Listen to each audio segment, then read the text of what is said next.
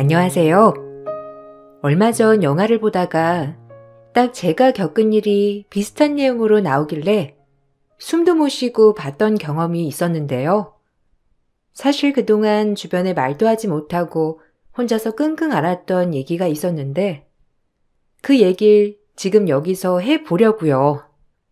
저는 1년 전 남편과 이별을 했는데 혼인신고도 하지 않아서 그냥 헤어지게 됐지만 지금 생각해보면 차라리 혼인신고를 안 했던 게 다행이었을까 싶은 생각도 드네요. 처음엔 남편과 시부모가 너무 저에게 잘해주시고 다정해서 전 결혼을 정말 잘했다 생각을 했어요. 저희 가족은 해외에 살다가 제가 성인이 되고 다시 한국으로 들어왔던 상황이어서 결혼식에 초대할 사람이 없었는데 시댁에서 모든 상황을 이해해 주시고 양가 가족들만 모시고 결혼식을 올렸었어요. 그때까지만 하더라도 정말 행복한 결혼 생활을 할 수 있을 거라 생각을 했었죠. 시부모님은 30년 동안 한식당을 운영하셨다고 하셨는데 매번 반찬도 만들어서 싸다 주시고 한 번도 부담을 주시지 않으셨어요. 진아야, 기준이 통해서 반찬 보냈는데 봤니? 네 입맛에 맞을지 모르겠어. 기준이는 좋아할 거라고 했는데 혹시라도 안 먹는 반찬 있으면 그냥 두지 말고 기준이 통해서 다시 보내. 먹고 싶은 거 있으면 언제든지 말하고. 알았지? 저번에 기준이가 사돈댁에서 보냈다면서 한우 세트 들고 왔던데 사돈댁에 이런 거 안 보내셔도 된다고 전해드려. 너무 비싼 거 보내신 거 아니니? 아니에요. 어머님이 저희 집에도 반찬 매번 가득해서 보내주시잖아요. 엄마랑 아빠가 너무 좋아하셨어요. 안 그래도 한국 반찬 너무 그리웠는데 직접 하셔도 그 맛이 안 나신다면서 말씀하셨었거든요. 근데 어머님이 하신 반찬은 딱 어릴 적에 먹었던 그 반찬 맛이 나신대요. 너무 감사해서 보내는 거니까 어머님도 부담 갖지 마시고 받아주세요. 아이고, 우리 진아가 복덩이네, 복덩이야. 나야 그냥 식당 반찬하면서 좀 더 하고 보내주는 것 뿐인데 이렇게 이쁘게 말을 해주니 내가 너무 기분이 좋구나. 우리 기준이가 결혼을 정말 잘했나 봐. 별일은 없지? 기준이가 주말에 그래도 오겠다면서 말은 했었는데 무리해서 오지 말고 주말에는 좀 쉬어. 니들 신혼인데 시간도 같이 보내야 좋지 않겠니? 에이, 저는 일도 안 하는데요, 뭐. 가서 식당 일도 도와드릴게요. 어머님, 아버님 두 분이서 하려고 하면 힘드시잖아요. 아무리 도와주시는 분들 있다고 해도 저녁 되면 두 분이서만 하시는데 얼마나 힘드시겠어요. 좀 서툴긴 하지만 도와드릴 수 있어요. 아니야. 식당 일 하나도 신경 안 써도 돼.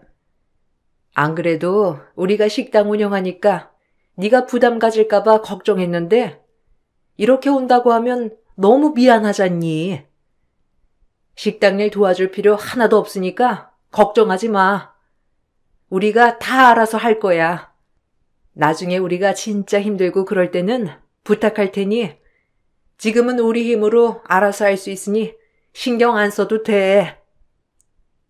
당시 전 일을 안 하고 있어서 주말마다 남편과 가서 식당 일을 도와드리겠다고도 했지만 시부모님은 그것도 다 거절하셨어요.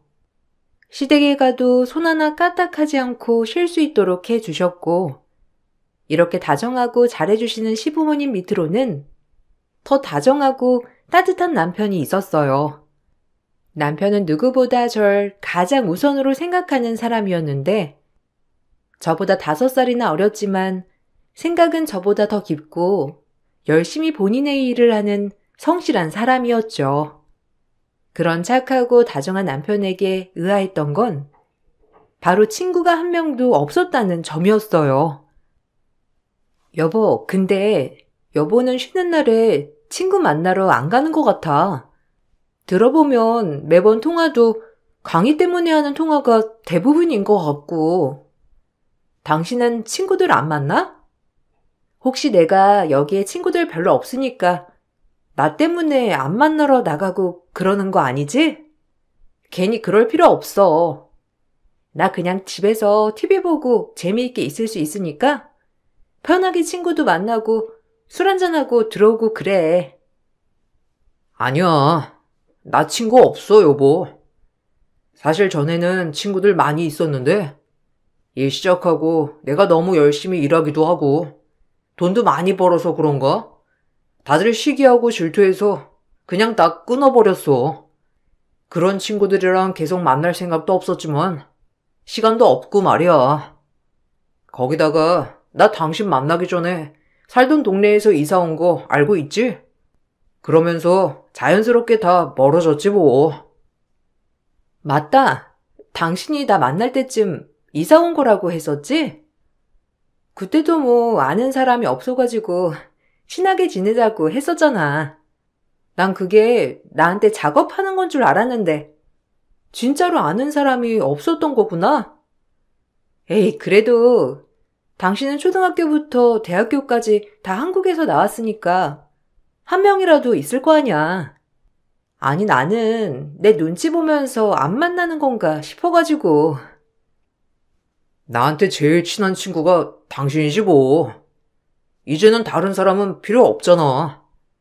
당신만 있으면 난 다 괜찮아. 어차피 일도 바빠서 친구들 만날 시간도 없고, 시간 있으면 당신이랑 시간 보내야지. 당신이랑 보낼 시간도 없는데 쓸데없이 친구들이랑 시간 보낼 필요가 뭐가 있어. 내가 이런 게 아빠를 닮았나 봐. 아빠도 매번 엄마가 제일 친한 친구라면서 밖에서 친구분들 안 만나셨거든. 그래서 지금도 친구들 없으시잖아. 실제로 시부모님도 친한 사람들 없이 두 분이서 오붓하게 지내셨고 친인척도 없었어요. 그런데 결혼하고 나서 이런저런 대화를 나누다 보니 시부모님은 30년 한식당을 운영하셨지만 그게 지금 운영하는 곳에서 쭉 했던 건 아니더라고요. 아, 어머님, 남편이 저랑 만날 때 이사 왔다고 했잖아요. 그럼 여기 식당도 그때 그럼 오픈했던 거예요? 그러면 여기 운영하신 지 2년 정도밖에 안 되시네요? 그럼 그전에는 식당 어디서 운영하셨어요? 어머님 손맛이면 동네에서도 엄청 유명했을 것 같은데 거기는 아예 정리하시고 여기로 오신 거예요? 지금도 자꾸 사람들이 분점 내달라고 찾아오고 그러잖아요. 아유, 그렇지. 우리가 전에는 작은 지방에서 식당 열긴 했는데 여기는 2년밖에 안 됐어. 우리가 경력이 총 30년이어도 실제로 30년 쭉 한 곳에서 장사한 건 아니고 여기저기 떠돌아다니면서 장사했지 뭐. 제일 길게 정착했던 게 아마 5년인가 그럴걸. 그래서 우리 기준이가 친구가 별로 없잖아. 하도 이사를 많이 다녀가지고 친구를 만들 새가 없었어. 그게 참 미안하지. 아, 그렇구나. 기준 씨가 안 그래도 자기 친한 친구는 없다면서 말하더라고요. 다들 깊게 사귄 적이 없다고. 그래서 그런 말을 한 거구나. 근데 그냥 가정집도 아니고 가게를 계속 옮기시려고 하면 힘드시지 않으세요? 이런 가게 물건들도 다 옮겨야 하잖아요. 여기도 운영한 지 2년밖에 안 됐는데 늘 꽉 차 있잖아요. 그럼 전에 하던 식당도 그랬을 텐데 계속 옮기신 거예요? 그냥 우리도 이런저런 사정이 있었어. 그리고 여기저기 떠돌아다니다 보니까 정착은 안 돼도 여기도 알고 저기도 알고 그럴 수 있어서 좋았지 뭐. 우리가 이런 거 좋아하고 잘 맞아서 그럴 수 있었던 거야. 그래도 다행이지 않니? 가는 곳마다 이렇게 식당도 잘 되고 내가 이 식당을 그만두려고 했었는데 열면 잘 되니까 그만둘 수가 있나 뭐. 시부모님은 30년 동안 여기저기 전전하면서 식당을 운영하셨고, 이번 식당은 저와 연애할 때 오픈을 해서 제 2년 정도밖에 되지 않은 식당이었죠. 그래도 매번 손님들이 많아 아마 그전 식당도 인기가 많았을 것 같았는데, 왜 자꾸 옮기셨을까 의아한 마음도 들었어요. 그런 시부모님을 닮아서 그런지 남편도 개인 교습을 한다면서 전국을 떠돌아 다녔고, 처음에는 굳이 지방까지 개인 교습을 가야 하는가 싶었는데 그만큼 고객들이 찾는다면서 말을 하더라고요. 여보, 나 이번에도 지방에 한번 다녀와야 할 것 같아. 급하게 비즈니스 영어 강의해야 할 곳이 생겨가지고 말이야. 아유, 이것도 정말 못해먹을 짓이다. 여보랑 이번 주말에 놀러 가기로 했는데 어쩌지? 이번에 다녀오면 이번 달은 절대로 지방 안 갈게. 약속 잡히더라도 못 간다고 할게. 근데 이번 거는 꼭 가야 할 것 같아. 그때 알지? 나 잘 봐주신 사장님. 거기 기업체에서 부른 거라 가봐야 돼. 이렇게나 갑자기? 나 이번에 당신이랑 같이 놀러 가는 거 얼마나 기대했는데. 할 수 없지. 그 사장님이 당신 여기저기 많이 소개해주고 있다면서. 근데 이렇게 당신 가면 얼마나 강의료를 받는 거야? 숙소나 이런 것도 그쪽에서 다 해주는 거야? 당신도 진짜 피곤하겠다. 근데 주말인데 비즈니스 강의를 하는 것도 있는가 봐? 이번에 신입 교육을 하면서 합숙을 하는가 봐.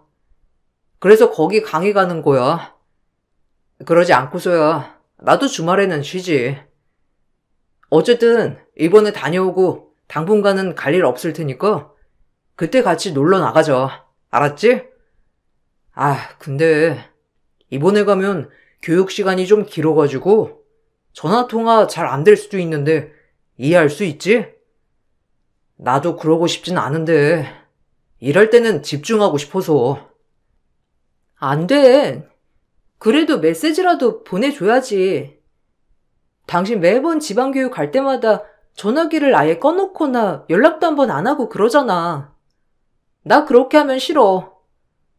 이번에는 전화는 안 하더라도 메시지라도 보내줘. 그래야 내 마음이 놓이지. 남편은 영어 강사로 실력이 좋아서 그런지 지방 기업에서도 자주 불렀고 가끔씩 지방에 갈 때가 있었는데, 제가 가장 불만이었던 하나가 바로 연락이 잘 되지 않는다는 거였죠. 심지어 전화기가 아예 꺼져 있을 때도 많아서 항상 그것 때문에 남편이랑도 자주 다퉜어요.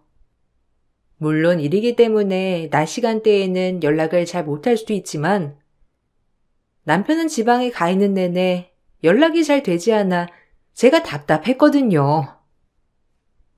당신 이번에도 전화기를 왜 꺼놓은 거야? 아니, 낮에는 수업을 한다고 하더라도 밤에는 쉴 거잖아. 그럼 전화기를 켜놓을 수 있는 거 아니야?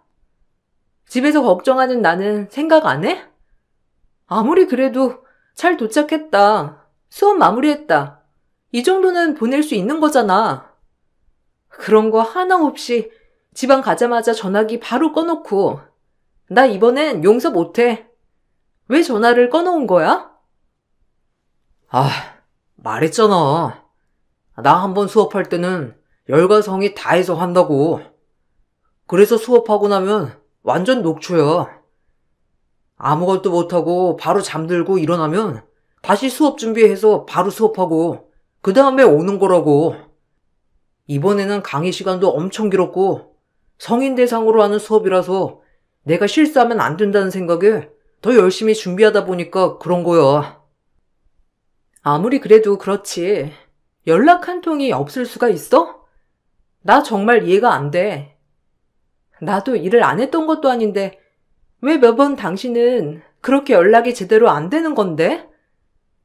솔직히 이런 생각하고 싶진 않지만 당신이 자꾸만 그러니까 정말로 지방에 수업을 간 건지도 모르겠어. 매번 갔다가 오면 이상한 생각만 들고, 당신은 제대로 해명도 안 해주고, 정말 기분 나빠. 내가 무슨 딴짓이라도 하고 있을까봐? 여보, 나 그런 생각 한 번 해본 적도 없고 그런 일도 전혀 없어. 내가 당신 앞에서 통화하는 것도 봤잖아. 주말에 강의 내용 통화하는 거 당신도 뻔히 봐놓고서는 왜 그래? 정 그러면 다음에 그냥 같이 가. 같이 가서 보면 되잖아. 내가 진짜 일을 하는지 안 하는지. 근데 그렇게 가서 별일 없으면 어쩔 건데?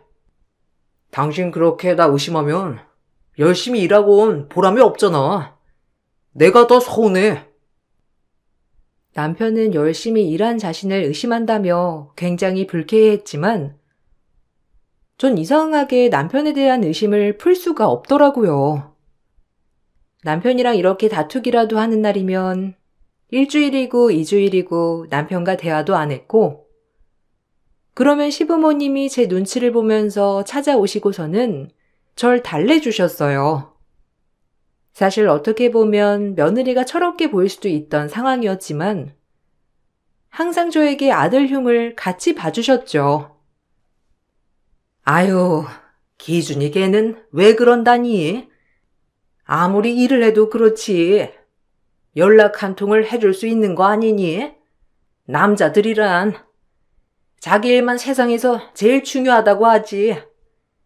내가 네 마음 다 알아. 기준이 걔가 어릴 때부터 그랬어. 매번 자기 하는 일이 제일 중요해가지고 엄마가 뭐라고 하든지 말든지 듣지도 않고 집중해가지고 그게 얼마나 답답한지 걔는 모를걸? 어릴 때도 그랬어요?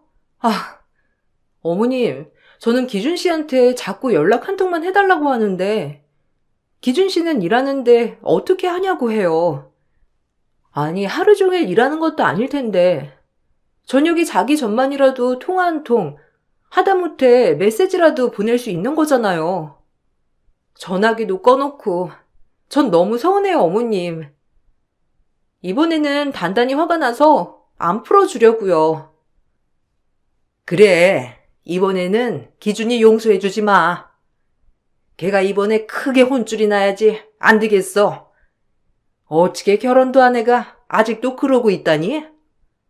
걔가 결혼하기 전에도 우리 집에 급한 일이 생겨가지고 걔한테 내가 전화를 했는데 며칠 내내 전화도 안 받고 연락도 안 되고 그래서 내가 실종 신고까지 할 뻔했다니까. 걔가 그래. 에휴, 네가 정말 답답하겠구나. 어머님도 힘드셨겠어요. 남편은 일할 때면 자기도 모르게 그렇게 된다고 하는데 억울하다고 하는데 왜 자꾸 이상한 생각만 드는지 모르겠어요. 그래도 열심히 일하고 돈 벌고 온 사람한테 제가 너무한 걸까요? 강의료도 들어오면 바로바로 저한테 보내주는데 제가 괜한 사람 무심하고 있는 건 아닌가 싶어요. 아니야, 그럴 수 있지. 한두 번도 아니고 계속 그러면 그런 마음이 들 수도 있지. 기준이도 이번에 그게 잘못됐다는 걸 알아야 돼. 내가 기준이한테 대신 혼내줄 테니까 너는 그냥 사과하면 못 이기는 척 받아줘. 기준이도 자기가 그러고 싶어서 그런 건 아닐 거야. 걔가 멀티플레이가 안 되지 않니? 하나에 집중하면 그것만 해야 하는 애라서 그래. 똑똑한 네가 참고 넘어가 줘. 시부모님이 중간에서 저와 남편 사이를 잘 풀어보려고 해주셔서 금방 풀리긴 했지만 그 후로도 남편은 지방으로 일을 갈 때면 항상 연락이 잘 되지 않았죠. 결국에는 제가 원래 그런 사람인가 보다 포기하는 것으로 분쟁이 끝났지만 마음속으로는 의심이 계속될 수밖에 없었어요. 그러던 중 남편이 뜬금없이 이사를 하자며 얘기를 꺼내더라고요. 당신 그 세주구에 있다던 건물 있잖아. 거기 며칠에 한 번씩 관리하러 가지 않아? 여기서 왔다 갔다 하는 거 좀 불편하지 않았어? 생각해보니까 당신 그냥 여기로 결혼하면서 온 거잖아. 내가 그 생각을 못했네. 한 달에 한 번 정도 가나? 여기서 거기까지 못해도 2시간은 가야 할 텐데. 차라리 우리 올해까지만 여기 있고 내년에는 그쪽으로 이사 갈까? 한 달에 한 번은 가지. 거기서 무슨 일 있다고 하면 종종 가기도 하고. 근데 뭐 괜찮아. 드라이브 한다는 마음으로 갔다 오면 되니까. 근데 갑자기 왜? 내가 먼 거리 왔다 갔다 하니까 신경 쓰였어? 거기로 이사 가면 당신 지금 하고 있는 일도 너무 멀어지지 않아?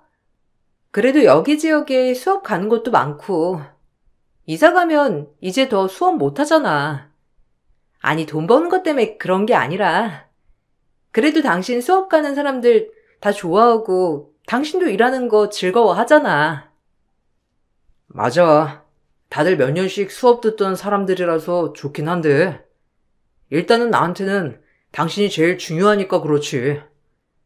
내가 요즘 바빠가지고 신경을 못 써주잖아. 그 지역으로 가면 친정이랑도 가깝고 그러니까 좀 더 편하지 않을까 싶어가지고. 안 그래도 한번 물어보려고 했는데, 나야 그쪽에서 다시 수업 알아보고 구하면 되는 거니까 걱정 안 해도 될 것 같아. 진짜? 그러면 나야 너무 좋지. 근데 어머님, 아버님께서 서운하실 수도 있겠어. 그래도 자식이라곤 당신 한 명인데 어머님, 아버님이 많이 서운해 하시지 않을까? 우리가 갑자기 이사 가겠다고 하면 우리도 좀 생각을 해보자. 저는 한국에 들어오고 나서 직장에 다니다가 친정에서 준 건물을 받고 세를 받으면서 돈을 벌고 있었어요. 결혼하게 되면서 지역이 멀어지다 보니 왔다 갔다 하는데 시간이 꽤 걸렸지만 자주 가는 건 아니라 괜찮았거든요. 그런데 남편이 갑자기 그 지역으로 이사를 가는 건 어떠냐며 말을 하길래 의아했고 시부모님이 원하지 않으실 거라 생각을 했는데 남편이 시부모님과 식사하는 자리에서 이사 얘기를 꺼내더라고요. 저희 내년에 이사를 할까 생각 중이에요.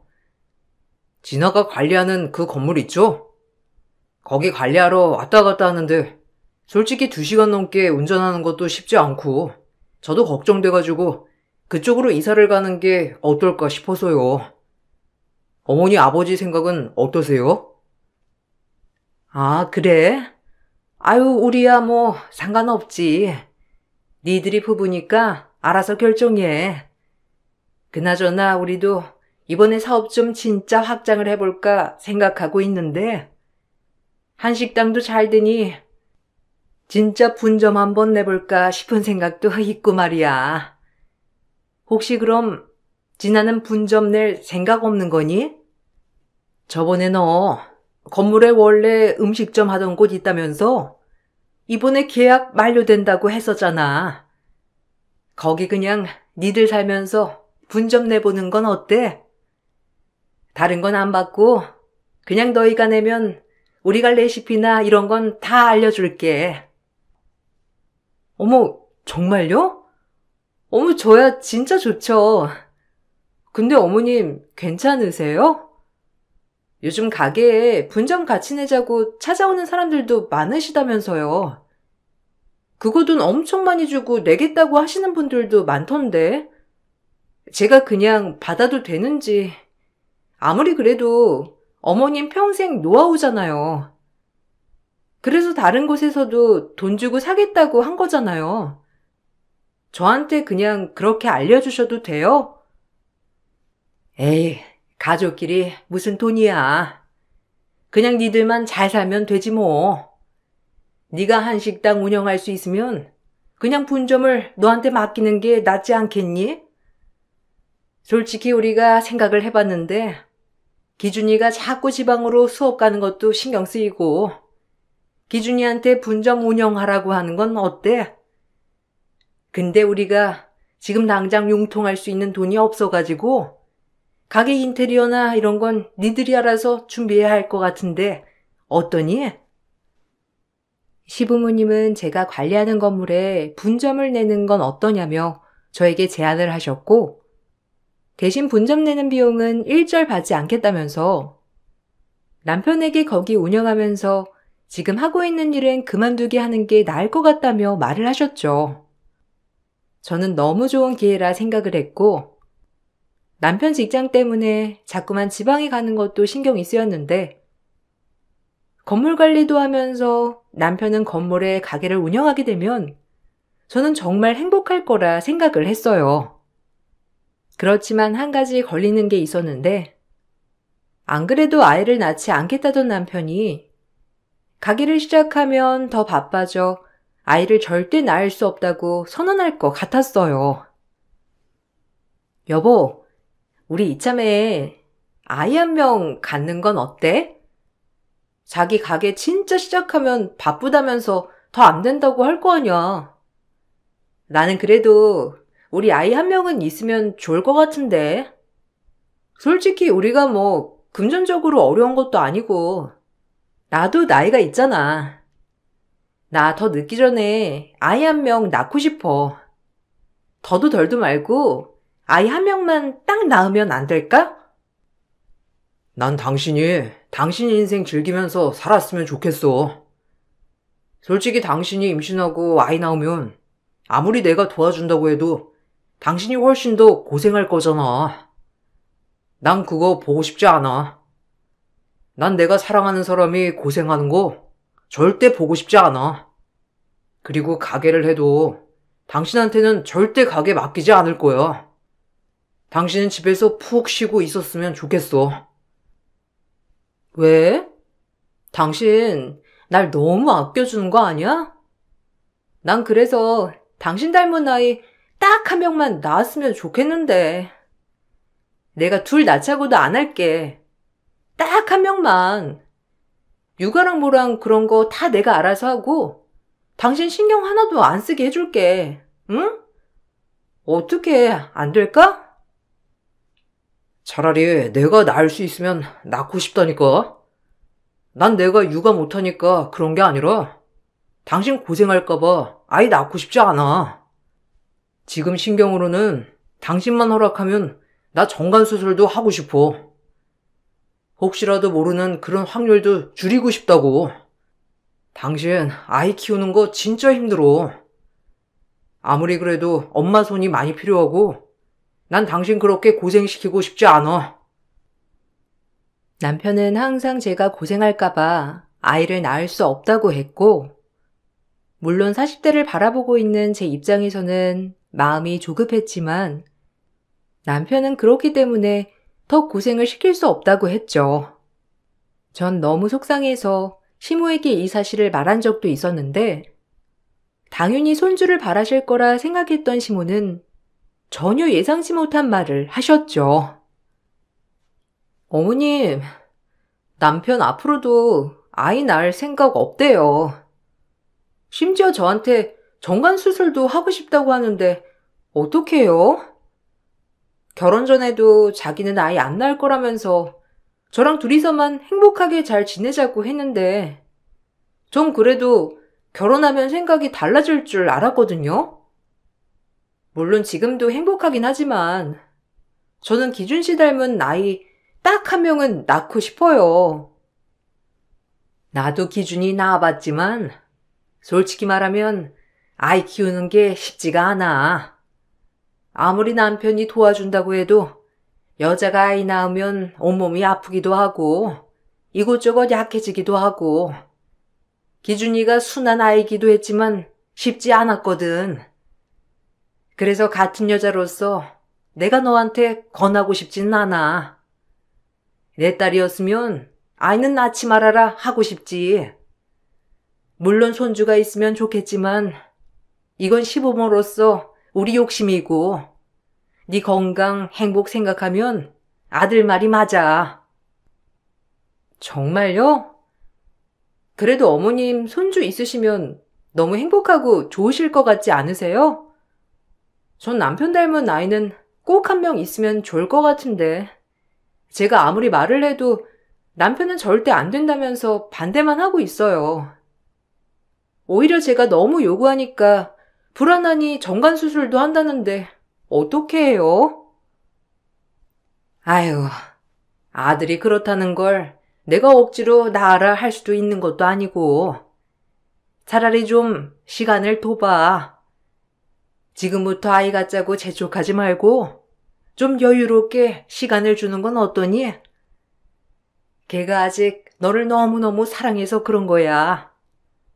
네가 고생하고 힘들 거 아니까 임신은 애초부터 생각도 안 하고 있는 거라고. 그래도 나중에 잘 설득하면 마음 편할 수도 있으니까 좀 시간을 가져보자. 이상하게 시부모도 저에게 임신은 권하지 않으셨고 그냥 둘이서 행복하게 알콩달콩 살라고만 하셨을 뿐이었어요. 정말 이 사람들은 날 이렇게까지 생각을 해주는구나 싶었는데 그러던 어느 날 사건이 발생하고 제 이 생각이 와장창 깨지고 말았습니다. 시부모님 한식당에서 분점을 내기 위해 주방일을 도우며 배우고 있었는데 한 중년 여자가 쌍스러운 말을 하면서 시부에게 뜨거운 물판을 내려치길래 전 허둥지둥 그 사람을 말리려고 갔죠. 지금 뭐 하는 짓이에요? 이 뜨거운 걸 어디다가 갖다 대고 있어요? 당장 나가세요. 어디서 행패 부릴 데가 없어가지고 여기서 감히 이렇게 해요. 당장 경찰 부를 테니까 나가세요. 지금 나가시면 신고는 안 할 테니 빨리 나가시라고요. 결혼했다는 여자가 이 여자야? 너 오늘 잘 만났다. 안 그래도 내가 네 면상 한번 보려고 했는데 뭐? 네 남편 그 모양 그 꼴인데도 결혼을 기어코 강행하겠다고? 너도 이 사람들이랑 한통속이지? 내가 이럴 줄 알았어. 그러지 않고서야 그놈이랑 결혼까진 안 했겠지. 지금 무슨 소리를 하는 거예요? 어머님, 아버님, 지금 아시는 분이세요? 아니, 저는 처음 보는 얼굴인데 무슨 소리 하시는지 모르겠는데 저한테 뭐라고 연락을 하셨다고요? 무슨 소리 하시는 거예요? 일단 진정하시고 다른 손님분들도 계시니까 여기서 이러지 마시고 나가서 얘기하세요. 이렇게 계속 난리 피우시면 저희 경찰 부를 수밖에 없어요. 경찰? 그래. 어디 한번 경찰이나 한번 불러봐. 아마 절대 못 부르겠지. 사기친 당신네들이 피해자인지 아니면 돈 뜯긴 내가 피해자인지 어디 한번 따져보자. 얼굴 보니 지금 뭔 상황인지 전혀 모르는 모양인데 진짜 나 몰라요? 나랑 메시지도 했었잖아요. 내가 그때 결혼한다는 소식 듣고 어렵게 알고 당신한테 메시지 보냈는데 진짜 몰라요? 이 사람들 정말? 오늘은 이렇게 갈 테니까 궁금하면 나한테로 꼭 연락해요. 저에게 명함만 주고 호련히 여자는 사라졌고 시부모님은 정신 나간 여자라면서 제가 잡고 있는 명함을 빼서 바로 버려버리셨죠. 그런데 저는 그 여자 눈빛을 보곤 뭔가 있구나 생각이 들었는데 찝찝한 마음이 들어 전 몰래 연락을 하게 됐고 친정에 다녀오겠다고 말을 하고선 그 여자를 만나게 되었어요. 그땐 미안해요. 전화 온 거 보니까 진짜 몰랐나 보네. 혼인신고 했어요? 아마 안 했겠죠. 그 사람네 사기꾼이에요. 그거 모르고 있었어요? 저 말고 찾아온 사람 아직까지 없나 보네. 뭐 무슨 일 한다고 하던가요? 영업사원이래요? 아니면 사업한다고 했어요? 그거 싹 다 거짓말이에요. 그놈 제비예요. 아마 지금도 여자 등쳐먹고 다니고 있을 거예요. 네? 그게 지금 무슨 소리예요? 저희 남편 영어 강사인데 지방 수업도 다니고 있고 이름이 김기준 아니에요? 저 그쪽한테 전화나 메시지 한번 받아본 적 없어요. 찾아보니까 등록된 것도 없고 뭔가 잘못 아시는 것 같아서 제가 연락 드린 거예요. 남편이 일전에 한번 자기랑 비슷한 사람이랑 오해받아서 행패 부려던 적 있다고 말한 적이 있거든요. 아마 그 사람이랑 또 오해하신 거 아닌가 싶어가지고요. 걔가 그런 말을 해요? 완전 거짓말만 하고 다니네. 사진 보여줄게요. 그럼 믿을 수 있겠죠? 걔 완전 사기친 거예요. 벌써 피해자가 몇 명인데 2년을 찾아다녔어요. 제 돈 가지고 튀어서. 그 한식당 제 돈으로 연 거예요. 저보고는 결혼해야 하는데 시부모 직업도 뭣도 없으니 일단 식당 열어주자고 하고 돈 받아서 튄 거라고요. 그 사람들 찾느라 제가 2년을 헤맸는데 드디어 찾았거든요. 사진이며 뭐며 다 보여줄 테니 한번 보고 생각해 보세요. 여자가 보여준 사진 속에는 분명 남편이 있었는데 알고 보니 남편이랑 시부모는 아주 오래전부터 여자들에게 사기를 치고 다녔던 거였어요. 사기당한 여자들은 모두 남편보다 훨씬 나이가 많은 사람들이었고 돈 있고 나이가 많은 여자들을 꼬셔서는 돈을 받고선 잠적하면서 계속 다른 여자들을 만나왔던 거였더라고요. 결국 남편과 시부모는 사기죄로 구속까지 되었어요. 저는 너무 당황스럽고 놀랐는데 남편은 태연하게 저에게 면회를 오라면서 전화까지 해왔죠. 말이라도 들어보자 싶어서 갔더니 남편은 너무 억울하다더라고요. 여보, 나 진짜 억울해. 나 이거 진짜 억울하게 들어와 있는 거야. 그 여자, 맞아. 내가 전에 만났던 사람.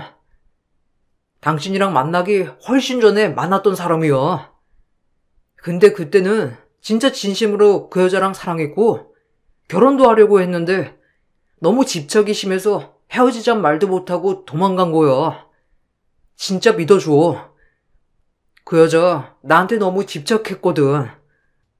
엄마 아빠한테도 압박하고 그래서 헤어지잔 말도 못하고 도망친 거였어. 근데 이렇게 내가 사기쳤다고 고소까지 한 거야. 나 망하게 하려고. 제발 믿어줘. 나 당신 속인 적 없어. 그럼 그 여자가 아는 이름은 뭔데? 당신이랑 당신 부모 작정하고 사기친 거 아니야? 당신 김기준은 맞아? 그 여자는 전혀 다른 이름 얘기하던데? 사진 속 당신이랑 얼굴도 똑같고 당신 점 위치도 그 여자 다 알고 있고 당신 시부모랑 같이 찍은 사진이며 돈 보낸 증거며 뭐며 다 있었어. 지금 근데 당신 말을 믿으라고? 그건 내 어릴 적 이름이야. 나 이름 한번 바꿨었어. 결혼하면 그냥 자연스럽게 알게 될 거라고 생각해서 그 여자한테는 말을 안 한 거야.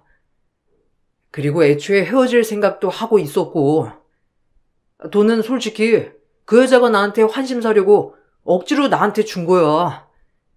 연애하면서 그럴 수 있잖아. 제발 믿어줘. 어떻게 사기를 치는 사람이 자기 부모를 보여줄 수가 있었겠어. 내가 나가서 다 해명할게. 여기서 좀 빼줘. 그 여자랑 합의만 하면 그래도 징역은 면할 수 있다고 하거든? 우리 가게 열려고 했던 그 돈 있지? 일단 그걸로 합의 좀 해줘. 참 어떻게 그렇게 뻔뻔해? 그 뻔뻔한 얼굴로 이 여자 저 여자 속였니? 어쩐지 혼인신고 해야 한다고 했는데 차일피일 미루기만 하더니 당신네들 사기꾼이잖아. 영어 강사? 웃기고 있네. 영어 강사는 무슨? 그동안 지방에 하나씩 있는 여자들 만나면서 돈 받고 사니 좋았니? 나는 얼마나 등쳐먹으려고 한 거야? 너 같은 쓰레기는 평생 감옥에서 썩어야 돼. 다신 연락하지 마. 알고 봤더니 남편의 모든 것은 거짓이었어요. 저에게는 그나마 진짜 이름을 알려줬던 거였고, 영어 강사는 거짓말이었죠. 남편은 전국에 여자들을 만나러 다니며 용돈을 받았던 거고, 그래서 지방에 갈 때면 저와 연락도 할 수 없었던 거였어요. 결혼 빙자로 사기를 쳤던 남편은 결국 사기죄로 처벌을 받게 되었고, 시부모 역시 절 찾아와 싹싹 비셨지만 사기 방조죄로 처벌을 받게 되었습니다. 다행히 가게도 열지 않았으니 저에겐 별 피해는 없었지만, 만일 그때 그 여자가 찾아오지 않았다면 전 남편 이름으로 가게도 열어줬겠죠. 지금 생각해보면 그때만을 얼마나 기다렸을까 싶어서 소름이 돋더라고요. 어쨌든 친정에서는 이 사실을 알고서 시부모와 남편을 고소했답니다. 다시는 이런 피해가 또 발생하지 않도록 평생 감옥에서 처벌을 받았으면 좋겠네요. 한동안 정신을 차릴 수 없을 정도로 충격이었지만 다행히 지금은 많이 좋아졌어요. 한국에서도 좋은 친구들도 사귀고 사람에게 받은 상처를 사람으로 치유를 하고 있답니다. 이제야 조금씩 제 얘기를 이렇게 꺼낼 수 있게 되었네요. 영화 속에서나 나올 법한 일을 제가 겪게 되었다니 지금도 꿈을 꿨던 것 같아요. 쉽게 털어놓지 못했던 얘기를 여기에서나마 말할 수 있어 속은 시원하네요. 저도 그렇지만 여러분들도 항상 조심하시길 바랄게요. 안녕하세요. 저는 오늘 그동안 저를 무시하고 온갖 상처를 주었던 시댁 형님들과 시모의 행동들에 대해 여러분들과 소통을 하고 싶어 사연을 신청하게 된 30대 중반 여자입니다. 지금도 그때 생각만 하면 화가 가라앉지 않고 있는데 본인들이 무슨 잘못을 했는지 반성하지도 않는 것 같아 글을 작성하게 되었습니다. 남편도 이번 기회를 통해 본인들이 무슨 잘못을 했는지 깨달아야 한다면서 절대로 좋게 넘어가면 안 된다고 분노를 가라앉히지 못했습니다. 남편과 오랜 기간 결혼 생활한 것도 아니에요. 현재 2년차 되었는데 1년차 때는 충분히 이해하고 넘어가려 했었어요.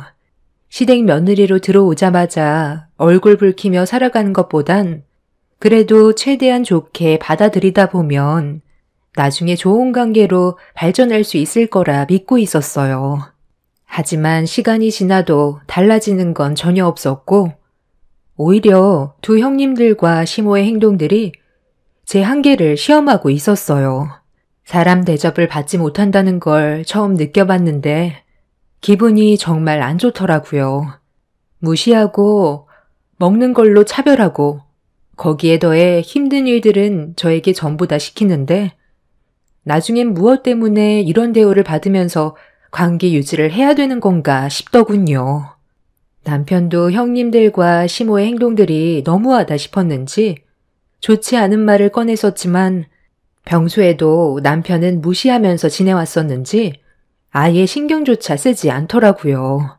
점점 더 심해지는 모습은 저에게 계속해서 불만을 품게 만들었고 결국 설 명절 때 걷잡을 수 없을 정도로 엄청난 집안 싸움이 시작되었습니다. 남편과 저는 또다시 상처받고 싶지 않아 명절 때 가지 않으려 했는데 시모에게 전화가 왔어요. 가족들 모두 모이는 자리에 막내인 저희 부부가 빠지면 오히려 상황을 더 심각하게 만드는 거라며 분위기 더 안 좋게 만들지 말라고 심각하게 얘기했어요. 결국 어쩔 수 없이 더 큰 화를 키우고 싶지 않아 시댁으로 가게 되었습니다. 그렇게 현관문을 열고 들어가니 시댁 식구들이 시끌벅적하게 한자리에 모여 있었고 이미 한창 식사를 하고 있었어요. 시모는 저희가 들어오는 걸 보고 자리에 앉으라며 저와 남편에게 밥을 퍼줬습니다. 막내 며느리는 앉지 말고 잠깐 나 좀 따라와라. 너한테 중요한 할 말이 있거든. 아들, 너는 먼저 식사해라. 그럼 우리는 저쪽 가서 얘기 좀 할까? 내가 너를 따로 부른 이유가 뭔지 알아? 가족들 앞에서 면박 주면 너 기분 안 좋을까 봐 이쪽으로 따로 부른 거다. 아까 상의에 차려져 있는 음식들 봤지? 그거 누가 만든 거 같니? 첫째랑 둘째 며느리가 아침부터 일찍 와서 명절 음식 전부 다 만들어 놓은 거다.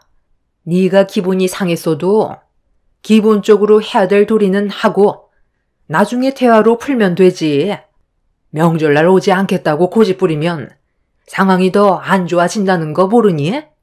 너는 자리에 앉아서 숟가락만 뜨면 아침부터 고생한 첫째랑 둘째 며느리가 좋은 시선이 나오겠어? 왜 이렇게 생각 없이 행동하는 거야? 너한테 상처되는 말 좀 했다고 그게 그렇게 서운하디? 이번 일로 또다시 얼굴 붉히는 상황 만들고 싶지 않으니까 여기 화장실 청소하고 나와라. 이 정도는 해야 애들한테 뒷말이 나오지 않을 거 아니야. 다 끝내놓고 밥 먹으러 오면 된다. 제가 오죽했으면 오지 않으려 했겠어요. 솔직히 이번 명절에는 어머님 댁에 정말 오고 싶지 않았다고요. 저는 이 집 며느리가 아니라 그냥 일만 해주는 가정부 같은 역할로밖엔 안 보인다고요. 저는 상고 출신이고 형님들은 대졸이라 차별하는 거예요? 어머님이 형님들 앞에서 저를 대놓고 차별하니까 형님들도 똑같이 행동하는 거잖아요. 상처받고 싶지 않아서 오기 싫었어요. 그리고 음식 만드는 거 저번 명절에도 저 혼자서 전부 다 준비했잖아요. 어머님은 제가 왜 싫은 거예요? 학벌이 안 좋아서 그냥 싫은 건가요? 그 일랑 결혼하고 싶어서 허락받으러 왔을 때는 좋게 봐주셨잖아요. 이런 식으로 대하실 거면 애초부터 반대하시지 그랬어요. 상고 출신이 아니라 대졸자로 며느리 뽑으셨으면 됐잖아요. 저도 이런 대우 받으면서 왕래하고 싶지 않아요. 저는 음식 안 먹어도 되거든요. 그리고 말은 똑바로 하셔야죠. 상위에 올려져 있던 많은 종류의 음식들이 어머님이랑 형님들이 아침부터 고생해서 만든 거라고요? 거짓말을 하려면 증거물을 남기지 마셨어야죠. 현관문 앞에 떡하니 시장에서 사온 전집이랑 반찬가게 포장용기가 그대로 있던데요? 그리고 아침부터 음식을 만들었다고 했는데 그럼 집안 전체에 기름 냄새가 진동을 해야 되는데 그런 것도 전혀 없네요. 이미 만들어 놓은 음식이라 데워 먹으면 되니까 기름 냄새가 날 일도 없었겠죠. 그냥 제가 한 공간에서 같이 음식 먹는 게 꼴 보기 싫어서 화장실 청소시키는 거라고 하세요. 이런 식으로 거짓말하면 마음이 편하세요? 그래. 저기 상위에 올려져 있던 음식들 전부 시장에서 사왔다. 네가 안 왔는데 쟤네들이 명절 음식 만들 거 같니? 너 시집 오기 전에는 전부 시장에서 음식 사서 명절 보냈었다. 그런데 너 오고 나서 집에서 만든 명절 음식이 먹고 싶다며 막내 며느리 음식 솜씨 한번 보고 싶어 하길래 나도 네가 어느 정도로 음식을 만들 수 있는지 확인해보고 싶어서 시킨 거였는데 그게 그렇게 화가 많이 났었니? 우리 집안 며느리로 들어왔으면 내가 시키는 걸 해야 되는 건 당연한 거다. 하기 싫으면 내 아들과 갈라서면 되는 거고 너를 받아줬으면 감사하게 생각하고 시키는 거 군말하지 않고 하면 되지. 왜 이렇게 말이 많아? 밥 먹고 싶으면 화장실 청소부터 하고 주방으로 들어와라. 그리고 내 아들한테 쓸데없는 얘기해서 모자지간 금가게 하지 말거라. 너 오기 전에는 사이가 얼마나 좋았는지 아니? 시모는 한 식탁에서 제가 같이 숟가락 뜨는 걸 싫어했고 자기 아들 얼굴 보고 싶어서 부른 거라는 걸 알 수 있었습니다. 음식 만드는 건 아예 하지도 않았으면서 거짓말을 하는 것부터 시작해서 상처되는 막말을 퍼부었을 땐 기분이 너무 안 좋았어요. 저는 시모에게 제가 왜 그렇게 싫냐고 물어보니 형님들이 상구 출신인 저를 마음에 들어하지 않아 했고 거기에 더해 능력도 좋지 않아 받아주고 싶지 않았었는데 자기 아들이 저를 너무 원해서 어쩔 수 없이 허락해 준 거라는 말을 했어요.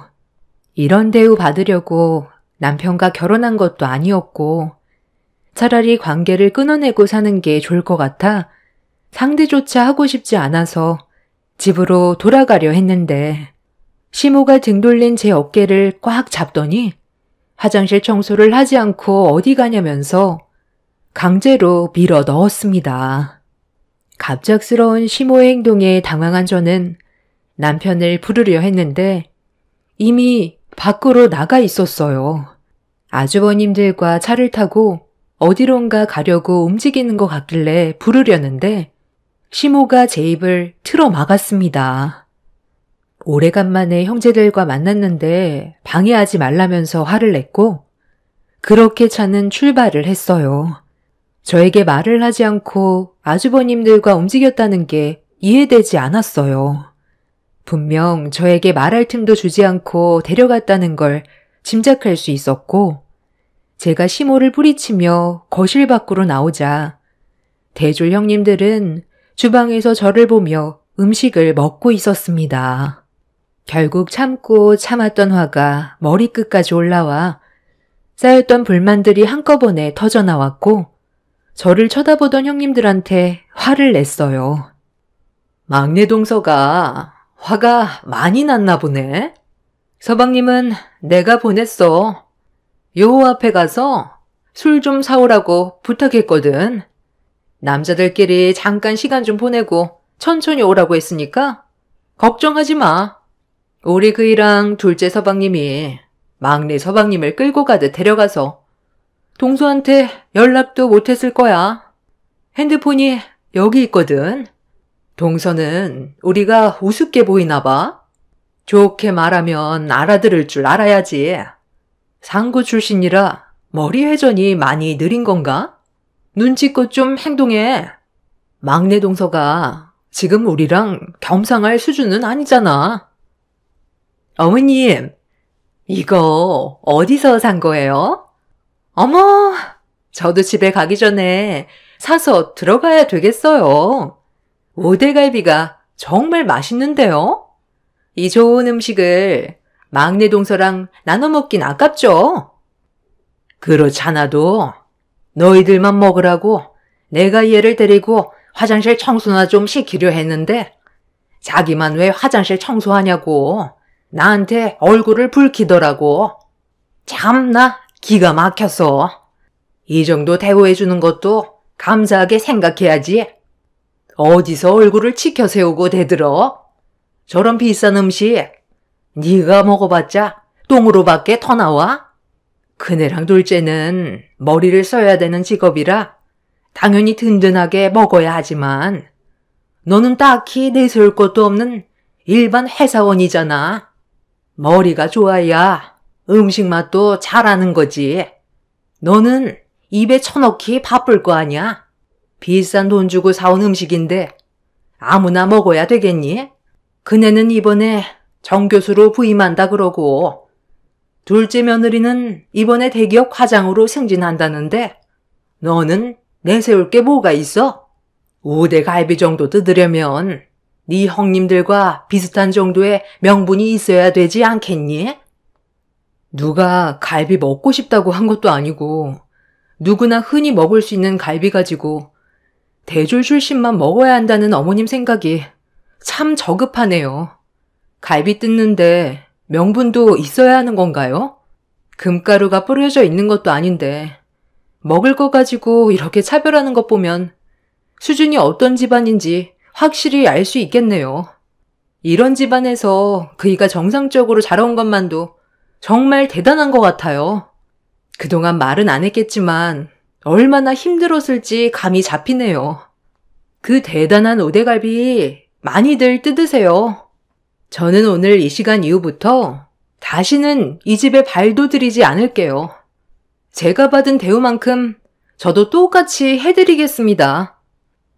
집안 분위기는 상당히 안 좋아졌고 시모와 형님들이 저를 노려보고 있었지만 신경 쓰지 않았습니다. 그래도 가족들과 분연을 만들고 싶지 않아 최대한 참고 명절날 시댁에 간 거였는데 시모와 형님들의 행동은 지나칠 정도로 저를 막대했어요. 살면서 이런 대우 받은 적 처음이라 상처도 많이 받았지만 이런 성격을 가진 사람들이 정말 존재하는지도 몰랐습니다. 드라마에서나 봤었는데 출신으로 사람을 차별하는 걸 직접 경험했을 땐 기분이 더럽더라고요. 상대할 가치조차 없을 것 같아 주방 테이블 위에 올려져 있던 남편의 핸드폰을 들고 거실에 있던 짐을 챙긴 뒤 밖으로 나가려는데 제 머리 위로 우대갈비가 스쳐 현관문 쪽으로 떨어졌어요.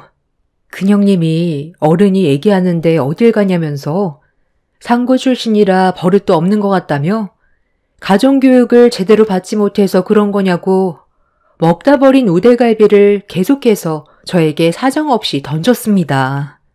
이런 상황 속에 상대해봤자 저만 더 상처받을 것 같아 무시하고 현관문을 열었는데 그 순간 날라온 우대갈비가 현관문 앞에 있던 큰 아주버님의 얼굴에 강타했어요. 아주버님들과 남편이 양손에 먹을 걸 사가지고 들어오려던 찰나 제가 현관문을 열면서 앞에 서 있던 큰 아주버님이 큰형님이 던진 팔뚝만한 우대갈비에 얼굴을 정통으로 맞게 된 거였죠. 큰 아주버님은 상당히 고통스러웠는지 그 자리에 주저앉아 양손으로 얼굴을 움켜쥐더니 비명을 지르면서 좌우로 굴러다니고 있었습니다. 큰형님은 사색이 든 얼굴로 괜찮냐며 아주버님의 얼굴을 살펴봤는데 코뼈가 부러졌는지 퉁퉁 부어선 코피를 흘리고 있었어요. 아주버님은 입안에도 피가 나는 것 같다면서 무언가를 뱉었는데 충격적이게도 입안에서 2개의 이가 떨어져 나왔습니다. 만약 제가 큰형님이 던진 우대갈비에 머리를 맞았다면 큰 사고가 났을지도 모를 정도로 심각한 상황이었죠. 그런데 큰형님이 혼자 열을 올리고 자기 분을 억누르지 못해서 우대갈비를 던져놓고서 이 모든 게 저 때문에 벌어진 일이라며 갑자기 화를 냈어요.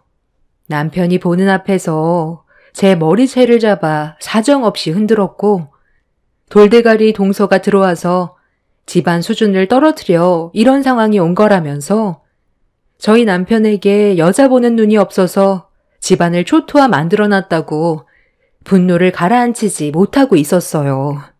저도 참을 만큼 참았던 터라 맞대응을 했는데 형님보다 제가 더 힘이 좋아서 되려 형님이 더 크게 좌우로 흔들렸습니다. 순식간에 몸싸움이 일어나자 남편은 저와 큰형님 사이를 힘겹게 떨어뜨려 놓았는데 그 순간 시모가 뒤이어 제 머리채를 잡았습니다. 인물 좋은 자기 큰아들 이가 2개나 나갔다면서 앞으로 어떻게 얼굴을 들고 다니냐며 막무가내로 행동했어요. 시모는 결혼을 반대했었을 땐 그만한 이유가 있었던 거라고 남편한테 화를 냈고 둘째 아주버님은 병원부터 가야 할 것 같다고 큰 아주버님을 부축해 응급실로 향했습니다. 제 머리를 사정없이 흔들던 큰형님과 시모는 남편이 힘겹게 떨어뜨려 놨는데도 분을 삭히지 못한 채 집안의 물건들을 저에게 사정없이 던져대고 있었어요. 아, 제발 그만 좀 해요. 이러니까 오고 싶지 않았던 거라고요.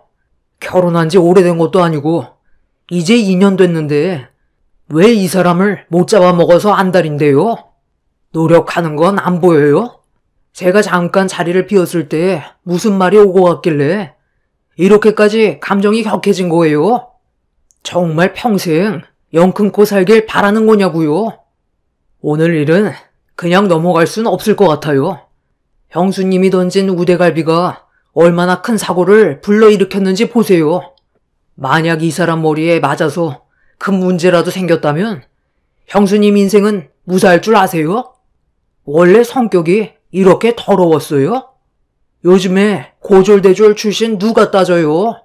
대졸보다 고졸이 능력 좋은 사람도 얼마나 많은데요. 형수님이 이 사람에 대해 얼마나 안다고 무시하는 거예요? 형수님보다 좋은 점도 훨씬 많다고요.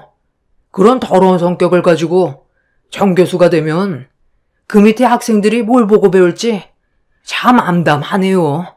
오늘 있었던 일들에 대해서는 절대로 조용히 넘어갈 수 없어요. 이 사람이 말려도 제가 법적 소송 진행할 거고 어머니도 똑같이 처벌받게 할 거니까 그런 줄 아세요. 제가 평생을 함께하고 싶어서 선택한 사람인데 이런 식의 대우받는 건 절대 용서할 수 없다고요. 그러니까 내가 좀 더 능력 좋은 여자 만나는 게 좋을 것 같다고 했잖아. 엄마 말 좀 들었으면 얼마나 좋아. 네가 똑바로 된 여자 선택했으면 이런 문제 없었지. 능력 좋은 여자들이 저를 거들떠나 본대요. 저부터가 보잘것없는 놈인데 어떻게 능력 좋은 여자를 만날 수가 있어요?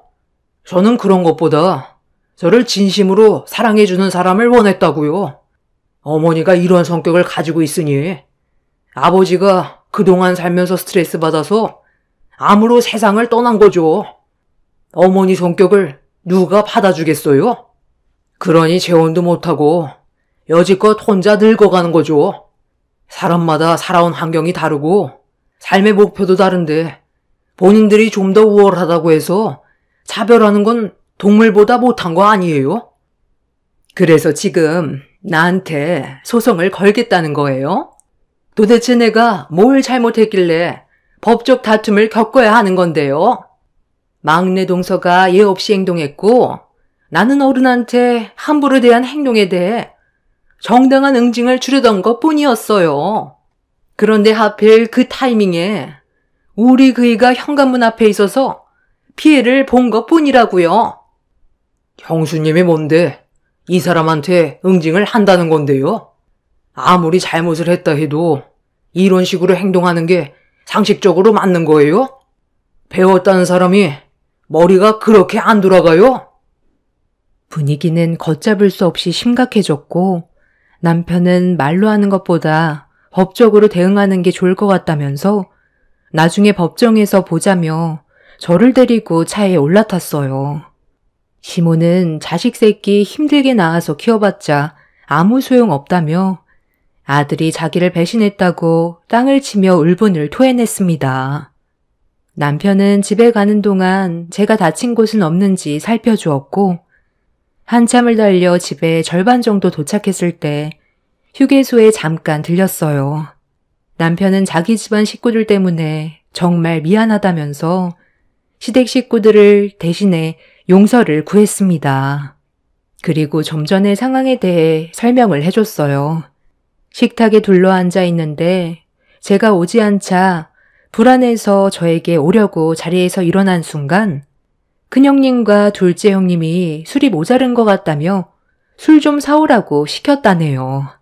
아주버님들한테 오래간만에 형제들과 만났는데 잠깐 대화 좀 주고받으라며 자리를 비켜달라는 말투로 상황을 전환시켰고 아주버님들은 눈치가 보였는지 남편을 데리고 밖으로 급하게 나가는 바람에 저에게 말도 하지 못한 거라며 그때 가지 말았어야 했다고 후회를 하고 있었어요. 어차피 벌어진 일이라 좀 전의 상황을 후회해봤자 달라지는 건 없었기 때문에 신경 쓰지 말라며 제가 상처받았을까봐 괴로워하고 있는 남편의 기분을 가라앉혀 주었습니다. 그날 이후 저희 부부는 시댁에 발도 들이지 않았고 어떠한 연락도 주고받지 않았어요. 남편은 제가 받은 피해에 대해 법적으로 대응할 수 있는지 변호사와 상담을 했는데 갑자기 큰 아주버님한테 전화가 왔어요. 아주버님은 이번 일을 그냥 넘어가 줬으면 좋겠다고 남편을 설득하고 있었습니다. 남편은 아주버님의 말을 한참 동안 들어주더니 결론은 힘들 것 같다는 거였어요.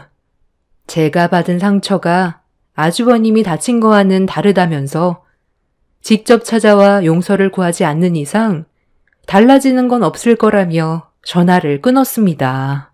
아주버님은 코뼈가 부러졌고 앞니가 2개나 떨어져 나갔었기 때문에 곧 있을 큰형님 정교수 부임날 문제가 되지 않게 아주버님이 다친 것도 있어서 조용히 넘어가길 원하고 있었습니다.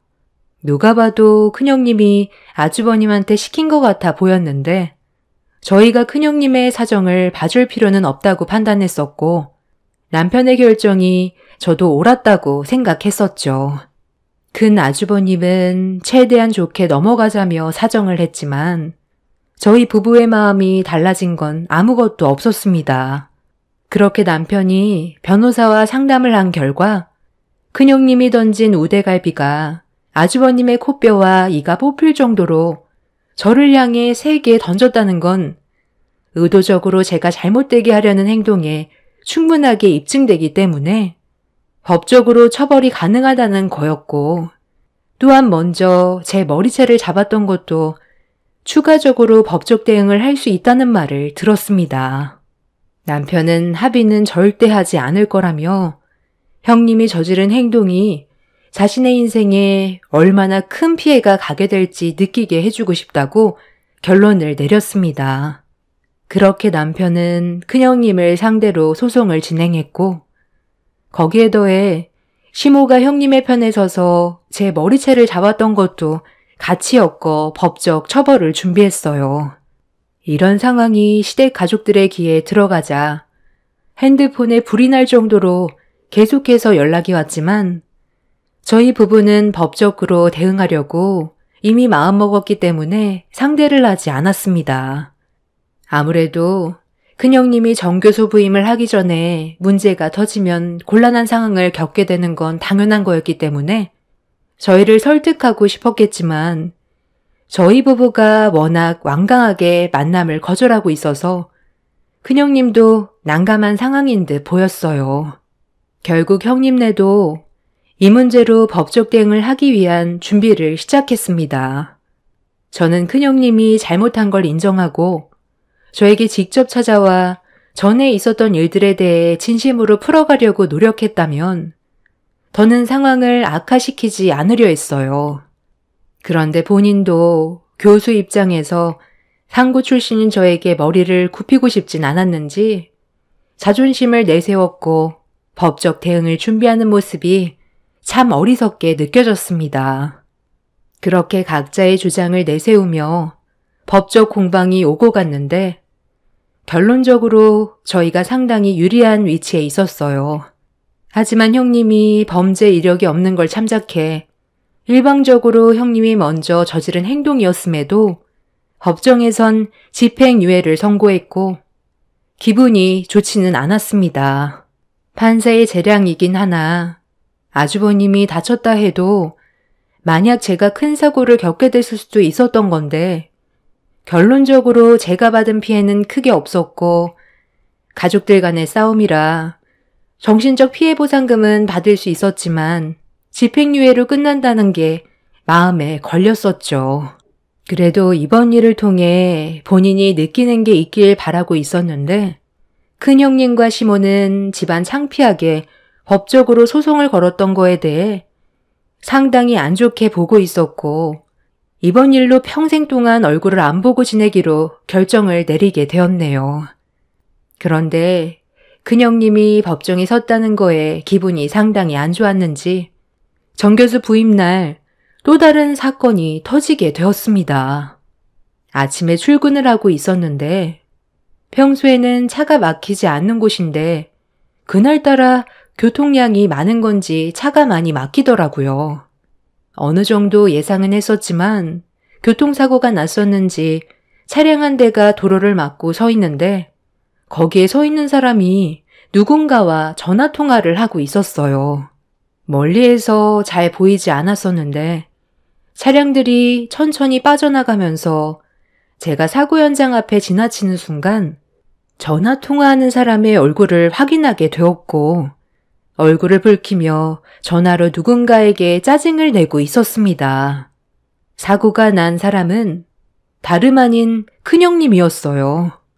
그날이 정교수 부임날이라고 알고 있었는데 대학교를 가던 도중에 횡단보도를 건너는 사람과 접촉 사고가 난 것 같아 보였습니다. 혹시라도 제 얼굴을 보게 될까봐 창문을 올렸고 정체가 되어 있는 상태에서 큰형님의 모습을 보게 되었습니다. 저기요, 크게 다친 것도 없는 것 같은데 일단 사고 처리는 나중에 하면 안 될까요? 제가 오늘 정 교수 부임 날이라 시간이 많이 없거든요. 네? 크게 다친 곳이 없다뇨. 지금 다리가 움직이지 않는다고요. 눈을 어디다 두고 운전하는 거예요? 횡단보도 청색 신호인 거 못 보셨어요? 그리고 지금 이대로 가면 뺑소니인 거 아시죠? 사고를 유발했으면 끝까지 책임은 지셔야죠. 지금 교수 부임이 중요한 거예요?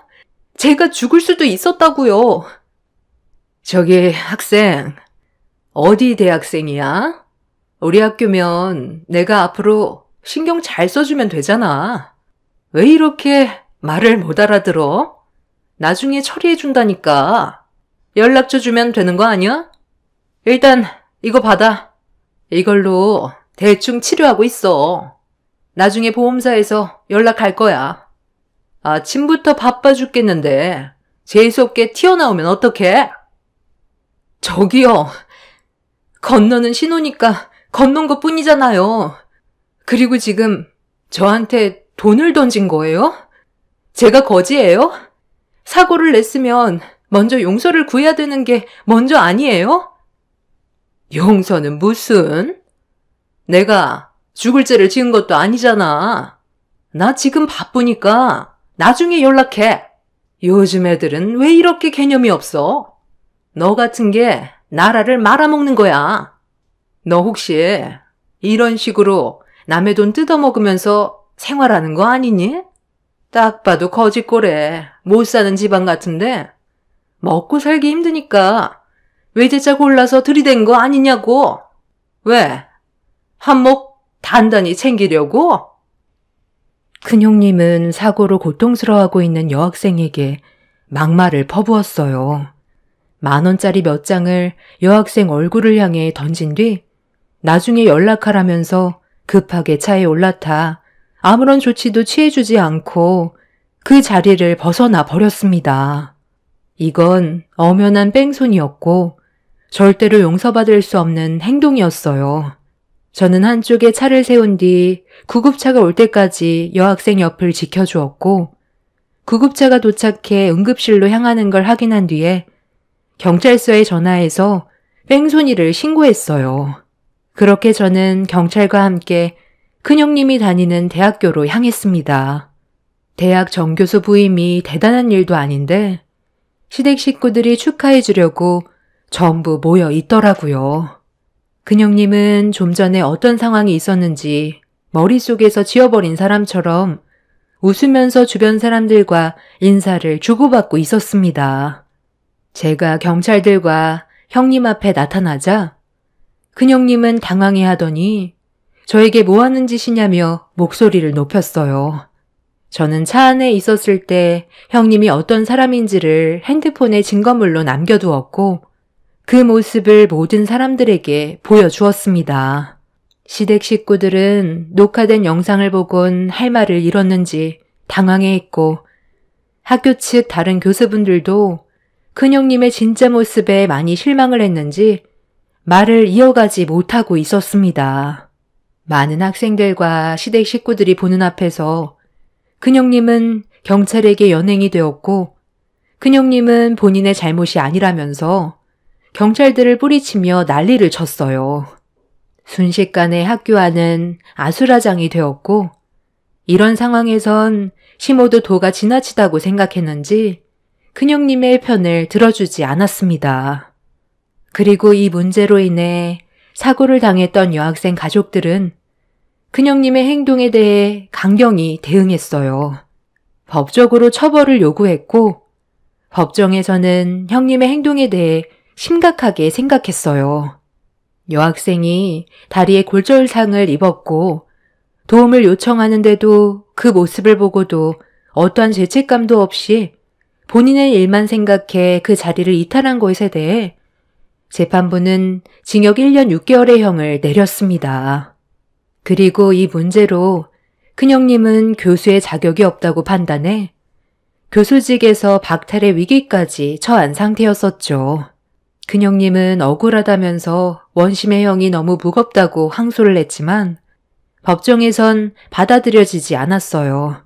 결국 그 끝은 나락이었고 큰형님의 안 좋은 행실들은 되돌릴 수 없는 결과를 가져오게 되었습니다. 아무리 잘났어도 사람이 되지 않았다면 그에 맞는 대우를 해줘야 된다는 걸 이번 일을 통해 알 수 있었어요. 둘째 형님과 시모는 이번 사건으로 많은 걸 느꼈는지 저를 대하는 태도가 확 바뀌었지만 사람 본성 쉽게 안 변한다고 두 사람도 분명 큰형님처럼 대가를 치를 날이 멀지 않았다고 생각합니다. 큰형님의 성격이 제일 고약했기 때문에 먼저 처벌을 받게 된 거지 시모와 둘째 형님도 언젠간 또 다른 사건을 터뜨릴 것 같아요. 지금은 쥐죽은 듯이 지내고 있습니다. 저희 부부는 시댁 식구들과 연락 한 통 없이 안 보고 지내고 있어요. 앞으로도 그렇게 사는 게 저희 가족의 평화를 유지할 수 있는 방법이라고 생각합니다. 그리고 제가 현재 임신 7주차라 안정을 취해야 되는 상황이라 저희 가족만 생각하기로 했어요. 어차피 저희 부부 없어도 알아서들 잘 살아갈 텐데 엮일 필요는 없죠. 현재 징역 생활을 하고 있는 큰형님이 자기가 뭘 잘못했는지 깨달았을지 모르겠지만 그 안에 있는 동안 정신 좀 차렸으면 좋겠습니다. 상고 출신이던 대졸 출신이던 어차피 똑같은 사람인데 왜 이렇게까지 얼굴을 붉히며 살아야 되는지 모르겠어요. 한 번뿐인 인생 서로 웃으면서 지내도 모자랄 시간인데 말이죠. 본인이 저지른 행동에 대해 충분히 뉘우치고 앞으로 남은 인생은 정신 차리고 똑바로 살았으면 좋겠습니다. 제 사연 들어주신 분들 감사합니다. 안녕하세요. 사랑스러운 초등학생 아이 한 명을 키우고 있는 직장인입니다. 아이가 어릴 때는 하루하루를 정신없이 살았었는데 어느새 10살이 지나고 나니까 아이랑 대화도 통하고 같이 이곳저곳 다닐 수 있어서 한결 편해졌네요. 더군다나 아이가 아직까지 사춘기 없이 절 많이 따라주고 있어서 행복하게 하루를 보내고 있답니다. 사실 전 얼마 전에 남편과 이혼을 했는데 이혼을 결심하기까지 여러 가지 일들이 많았지만 그 수많은 일들은 꿋꿋하게 참았던 이유가 바로 아이였거든요. 엄마가 끝까지 가정을 지키기 위해서 노력했다는 걸 제 스스로도 인정할 때까지 참았다가 도저히 안 되겠다 싶어 이혼하게 되었어요. 오늘 여러분들께 들려드릴 얘기는 바로 제가 이혼을 하게 된 이유랍니다. 주변 누구에게도 속 시원하게 말을 해본 적이 없었는데 이렇게 사연으로 적어봐요. 남편과 결혼을 하자마자 시모는 매번 만날 때마다 손주 타령을 하셨는데 그때 당시는 저나 남편이나 일이 더 중요한 상황이었고 아이 계획은 없었거든요. 옆집 아줌마네는 아들이 벌써 결혼해가지고 애가 둘이라더라. 주말마다 손주들 데리고 오는데 어찌나 부럽던지. 내가 그 모습 보고선 너무 행복해 보여가지고 부러웠어. 손주들이 자식이랑은 전혀 다르다고 하던데 너무 이뻐 죽는다더라. 자기 자식 키울 때는 힘든 것만 알았지 이쁜 줄 모르고 키웠는데 손주는 또 너무 이쁘고 좋대. 엄마, 우리 형편에 지금 아이 낳으면 누가 돌볼 거야? 와이프도 임신하고 출산하면 쉬어야 할 텐데 그럼 나 혼자 돈 벌어서 어떻게 먹고 살아? 아직은 좀 무리야. 우리도 생각은 해봤는데 지금은 무리고 좀 돈도 모으고 어느 정도 안정 찾으면 아이 가져야지. 애 갖고 나서 태어난 후에 뭐 하나라도 잘 못해주면 그게 얼마나 미안하겠어. 우린 그렇게 키우고 싶지 않아. 예, 아이들은 다 자기 밥그릇은 챙기고 나오는 거야. 애 낳아가지고 돈 들어갈 일이 뭐가 있니? 다 내가 해주면 되는 거를. 내가 봐줄 테니까 아이 걱정은 하나도 하지 말거라. 솔직히 요즘은 휴가도 낼 수 있다고 하지 않니? 제발 낳기만 해. 지금이야 내가 힘도 있으니 애 낳아도 봐줄 수 있지만 나중에 더 늙어봐. 그때는 봐달라고 해도 못 봐주거든? 지금이 딱이야, 딱. 어머님, 그래도 저희 힘으로 아이 키울 수 있을 때까지는 좀 기다리려고요. 어머님도 어머님 생활 있으시고 항상 애만 봐주실 순 없으시잖아요. 아직은 좀 이른 것 같아요. 그래도 내후년이나 그 다음 해 정도는 생각하고 있으니까 너무 걱정하지 마세요. 지금은 직장에서도 아직 자리가 잡힌 것도 아니고 결혼한 지도 얼마 안 돼서 신혼도 즐기고 싶고요. 니들 나이도 생각해야지. 내후년이면 30대 중반인데 그때 되면 더 힘들지 않겠니? 이게 차일피일 미루다 보면 더 못 낳는다니까. 차라리 이번에 후딱 낳아가지고 키우는 건 어떠니? 내가 니들 옆에 있을 때 도와줄 수 있을 때 나야 니들도 편하지. 이제는 부부 둘이서만 애 키우기는 힘들어. 우리 옆집도 가끔씩 손주들 봐주러 간다는데 다들 그러고 살더라. 아이 계획이 딱히 있었던 건 아니었지만 그때 당시는 바로 임신을 하는 게 부담이긴 했었죠. 그런데 심호부터 얼른 임신을 하라고 난리니 남편도 갑자기 생각을 바꾸기 시작하더라고요. 제가 복직하고 싶다면 자기가 휴직을 하겠다면서 적극적으로 절 설득했고 진짜로 시어머니가 아이를 봐주실 거라고 생각해서 임신을 한 것은 아니었지만 그래도 많이 도와주시겠거니 생각을 했었죠. 임신 소식을 알려드리니 시모는 너무나 좋아하셨는데 문제는 출산일이 다가오면서 발생했죠. 임신 당시 전 부종이 너무 심했고 출산일이 다가올수록 더 심해지기 시작했고 근무를 하는 게 무리인 것 같아서 일찍 출산 휴가를 내려고 했어요. 그런데 그 소식을 듣고서는 갑자기 시모가 절 말리더라고요. 이번에 출산 휴가 내려고 한다며? 아들이 말하는데 아직 출산일이 한 달도 넘게 남았다던데 벌써 출산 휴가 내서 괜찮겠니? 그래도 이왕이면 출산 휴가는 출산 막바지까지 좀 늦춰가지고 있다가 시작하는 게 낫지 않아? 너희 회사에서도 육아휴직 이런 거 별로 길게 못 쓰게 한다면서. 그러면 네가 애 보는 시간이 줄어들 텐데 괜찮겠니? 뭐 어쩔 수 없죠. 제가 지금 컨디션이 별로 안 좋아서요. 부종도 너무 심하고 출근해도 일단 일을 제대로 하기도 어려운 상황이라서요. 회사 측에서도 일찍 휴가 내는 거 이해해 주신다고 해서 그냥 빨리 쉬는 게 나을 것 같아요. 출산 휴가는 1년 정도는 쉴 수 있지 않을까 싶은데 아직 복직 시기는 뚜렷하게 답변을 받진 않았어요. 아마 그래도 1년 다 채워서 해주실 것 같긴 해요. 그러니? 근데 출산 휴가 한다고 해서 월급이 다 나오는 건 아니잖아. 네 회사에서 월급 뭐 반이라도 주면서 휴가 주는 건 아니잖니? 그럼 그동안 우리 아들 버는 돈으로만 생활할 거야? 아휴, 아들이 고생이 많겠구나. 그러지 말고 일찍 출산 휴가 내는 건 좀 아깝잖아. 집에 있으면 뭐 할 거야? 아직 애가 나온 것도 아니고 니네 심심하게 누워있기밖에 더 하겠니? 그냥 힘들어도 참고 출근하면 안 되니? 네? 출근이 문제가 아니라서요. 제가 출근을 하고 싶어도 부종이 심하니까 일하는 것도 지장이 있고 차라리 다른 대체 직원이 와서 일찍 대체해주는 게 나을 것 같아서요.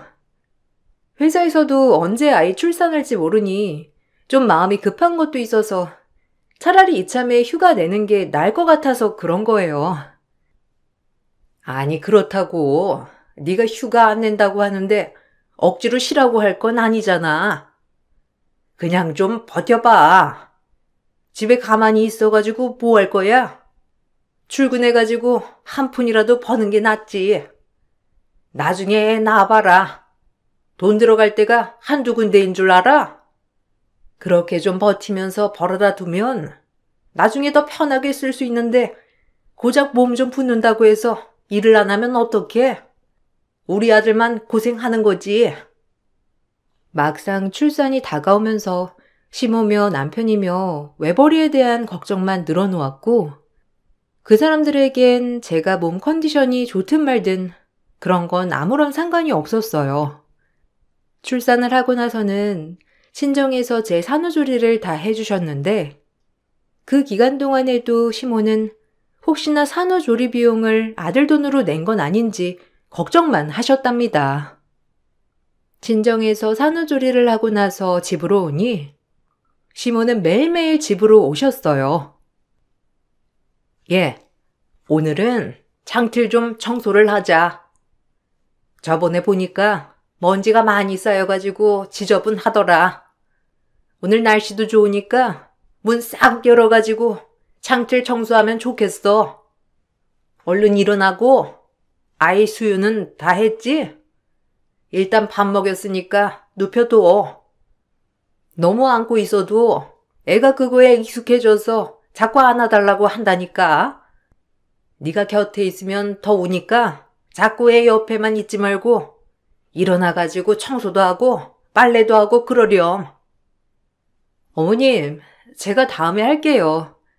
요즘 손목이 너무 아파서 창틀 청소까지는 못할 것 같아요. 아니면 어머님 아이 좀 봐주시겠어요? 저 정형외과라도 한번 갔다 와야 할 것 같아요. 손목이 너무 시큰거려가지고 저 뚜껑도 못 열어요. 그나저나 이건 뭐예요? 어머님, 왜 사골뼈들은 이렇게 잔뜩 사오셨어요? 설마 저한테 끓여주시려고 사오신 거예요? 아, 이거? 아니, 내가 저번에 아들 보니까 애가 너무 야이었더라고. 출산한 건 넌데 너는 이렇게 포동포동 살만 잘 찌는데 우리 아들은 왜 이렇게 피골이 상접했는지. 혼자서 돈 벌려고 하니까 힘들지 힘들어.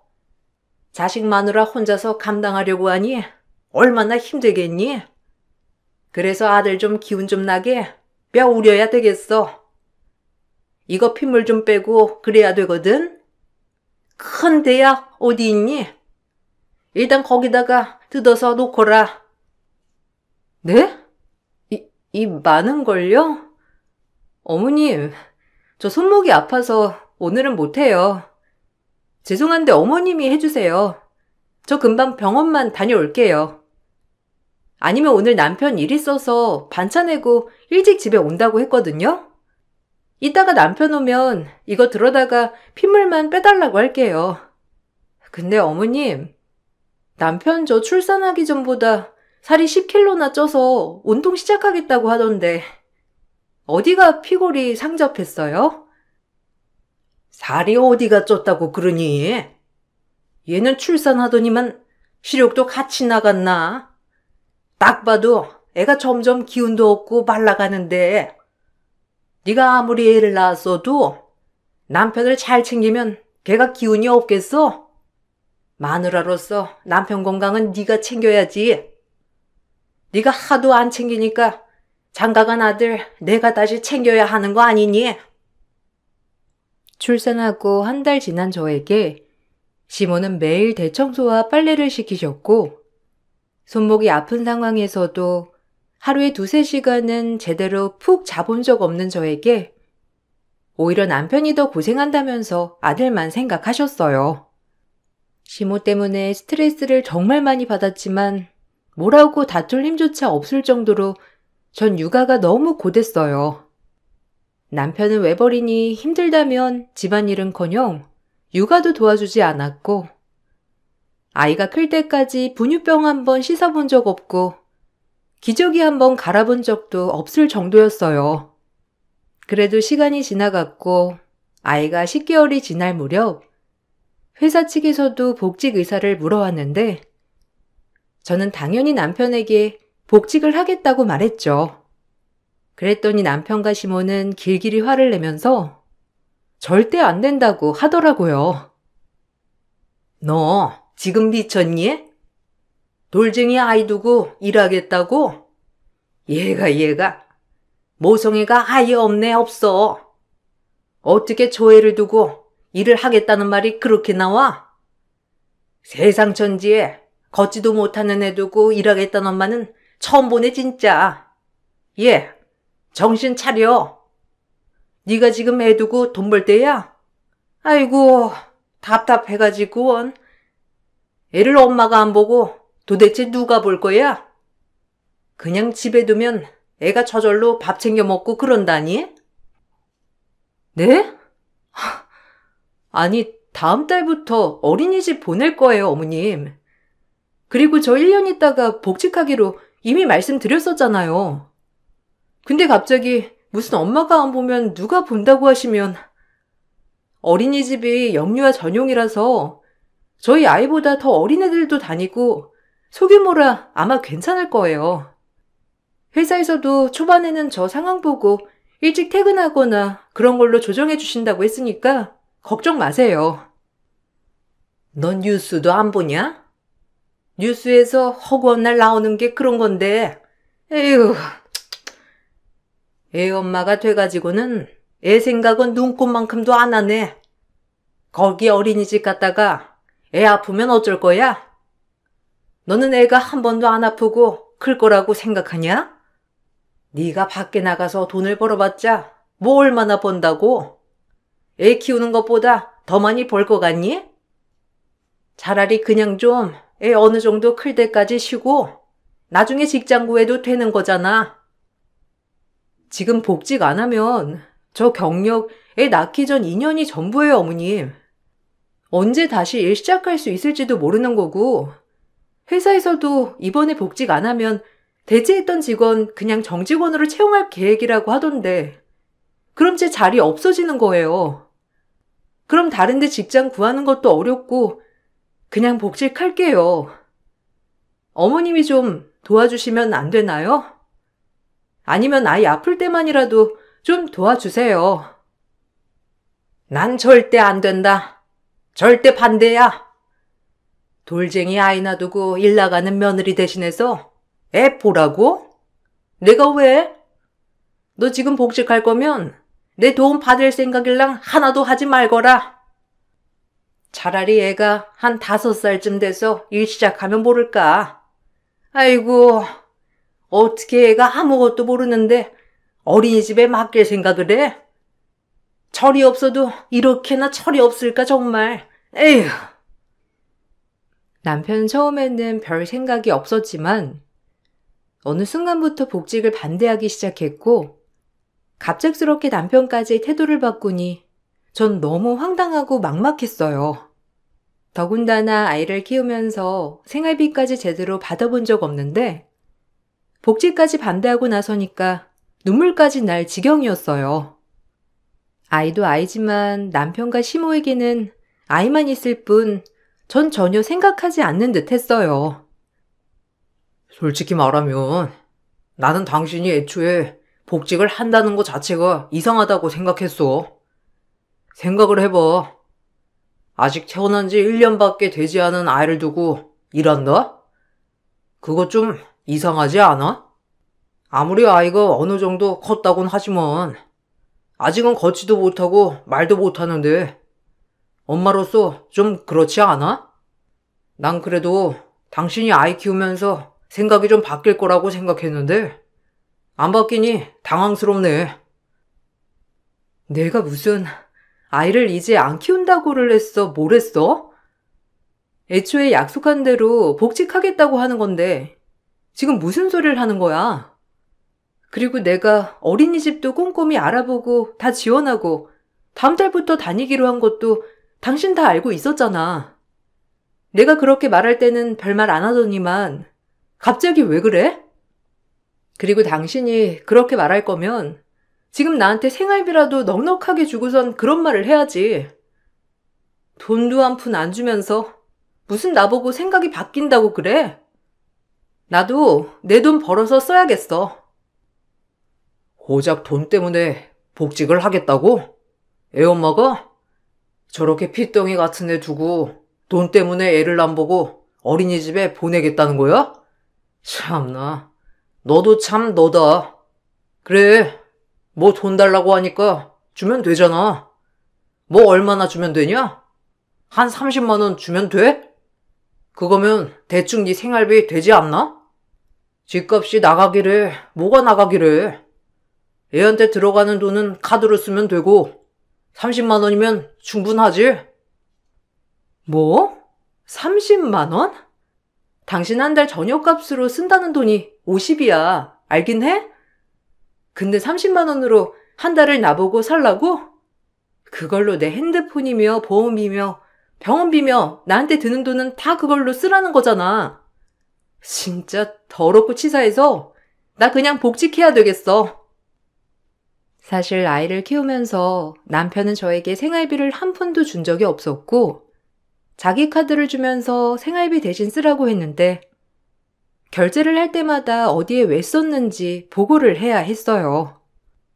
그러니 자유롭게 뭔가 산 적도 없었고 심지어 아이한테 쓰는 돈도 저보고 사치를 부린다면서 화를 낸 적이 있으니 제가 복직을 꿈꿀 수밖에 없었죠. 그렇지만 상황은 제가 원하는 대로 흘러가진 않았는데 아이가 열감기로 고생하게 되었고 저도 마음이 약해지면서 결국 복직을 포기하게 되었죠. 그래도 남편은 미안한 마음이 들었는지 저한테 생활비를 꼬박꼬박 주겠다면서 아이가 좀 더 크면 직장을 다시 구하라고 말을 꺼내더라고요. 이때까지만 하더라도 전 남편이 그저 자식에 대한 걱정 때문에 제 복직을 반대했구나 생각을 했는데 일을 그만두고 제가 아이를 보니까 남편은 집안일과 육아에 아예 손도 대지 않았어요. 밖에서 자기는 일을 하고 들어오니 집에서 자기가 할 일은 없다고 했죠.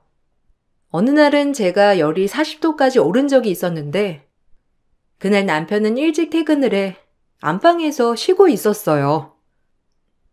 여보, 나 오늘 열이 40도까지 오르고 힘도 없는데 오늘만 아이 이 방에서 재우면 안 될까? 아니면 당신이 아이랑 같이 자면 안 돼? 아이한테 옮기는 것도 문제고 몸이 너무 안 좋아가지고 아무것도 못하겠어. 어차피 아이 지금 밥 먹고 나면 아침까지 쭉 자니까 그때까지만이라도 같이 옆에서 자줘. 약 먹고 나도 푹 쉬어야 될 것 같아. 아휴, 그니까 컨디션 관리를 좀 잘해야지 뭐 하는 거야. 집에서 놀면서. 아휴, 그리고 당신 나한테 옮기면 어쩌려고 나보고 애를 보래? 나 내일 일하러 나가야 하는데 애 보다가 힘 빠지면 어떻게 하라고? 그냥 차라리 집에서 계속 있는 사람들끼리 쭉 같이 있는 게 낫지 않아? 아이한테 옮기는 게 걱정되면 마스크 좀 여러 겹 쓰고 있으면 되잖아. 약 먹고 좀 있으면 나아지니까 일단 약을 더 먹어. 이미 약 먹었어. 근데 계속 밥하고 빨래하고 아이도 봐야 하니까 그런지 몸이 괜찮아지지 않아서 그래. 지금 너무 어지럽고 힘들어서 쉬어야 될 것 같은데 애가 옆에 누가 없으면 잠을 잘 못 자잖아. 그러면 아이 잠만 재워줘. 나 그때까지 소파에서 좀 누워있기라도 할게. 이번만 좀 그래주면 안 되겠어? 아니면 아이 재울 동안 응급실이라도 가서 링거라도 맞고 오던지 할게. 무슨 링거까지 맞아. 돈 아깝게. 그냥 좀 참아. 원래 아이 보다 보면 한 번씩 아프고 그런다더라. 그리고 지금까지 애 옆에 당신이 있었는데 내가 간다고 해서 걔가 잠을 자겠어?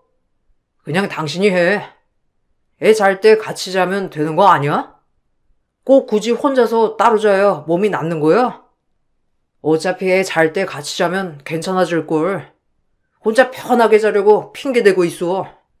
나 지금 겨우 집에 와서 쉬고 있는 거야. 그걸 꼭 방해해야 되겠어? 몸이 아파 힘든 날에도 남편은 대신 아이를 봐주기는커녕 자기 쉬는 걸 방해한다며 핀잔만 줬죠. 결국 전 고열이 계속되어서 친정의 도움을 요청했고 몇 시간 거리 떨어진 친정엄마가 오시고 나서야 푹 잠을 잘 수 있었어요.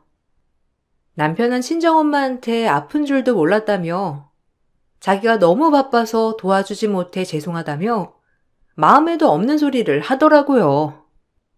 그 모습을 보고선 참 위선이 이런 거구나 싶었고 전 더욱더 일에 대한 갈망이 커졌어요. 남편과 끝까지 평생을 살 거라 확신을 갖고 시작했던 결혼이었지만 점점 지쳐갔죠. 주변에서는 그래도 혼자서 살 수 있는 경제력을 갖춰야 한다고 말했고 그렇게 전 아이가 어린이집에 갈 때쯤 다시 일을 시작하려고 알아보게 되었는데 그 소식을 들은 시모는 또 난리가 나셨어요.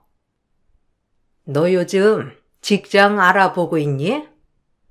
애가 아직 5살인데 벌써부터 어린이집에 보내고 말이야.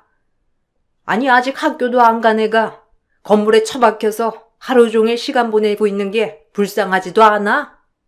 하긴 요즘에 엄마들은 애 어린이집에 보내놓고 집 편하려고 한다더니만. 우리 집에도 요즘에 엄마가 있네. 예, 나는 우리 손주 밤늦게까지 어린이집에 혼자 있는 꼴 절대 못 봐. 알지? 어머님, 아이 5살이면 어린이집 보내도 괜찮아요. 3살, 4살에 가는 애들도 많은데요, 뭐. 그리고 아이도 친구들이랑 어울리는 거 좋아하고 공원에 가도 또래 친구들이랑 잘 지내고 해서 이제는 어린이집 보내도 될 것 같아요. 너무 걱정되시면 어머님이 아이 등하원 해주시겠어요? 제가 등하원 비용은 드릴 테니 어머님이 잠깐이라도 시간 내서 해주시면 감사할 것 같아요. 아니면 그냥 제가 할게요. 안 그래도 우리 옆집 손주는 자식이 늦게 퇴근해가지고 제일 늦게 하원한다고 하던데 걔가 얼마나 불쌍한지 아니? 늦게 와서 애 데리고 가면 애가 하루 종일 엄마 기다리느라고 종종거린다고 하더라. 그런 애 두고 출근을 한다고? 아이고, 뭐 얼마나 대단하게 돈을 벌겠다고? 뭐 수천만 원이라도 벌 수 있다니? 너 그 정도 버는 거 아니면 일 시작할 생각도 하지 마. 나한테 아이 맡길 거면 300만 원은 줘야 되는 거 알지? 어린이집을 보내고선 일자리를 알아보려고 했지만 사실상 맞는 일자리를 찾기는 어려웠어요.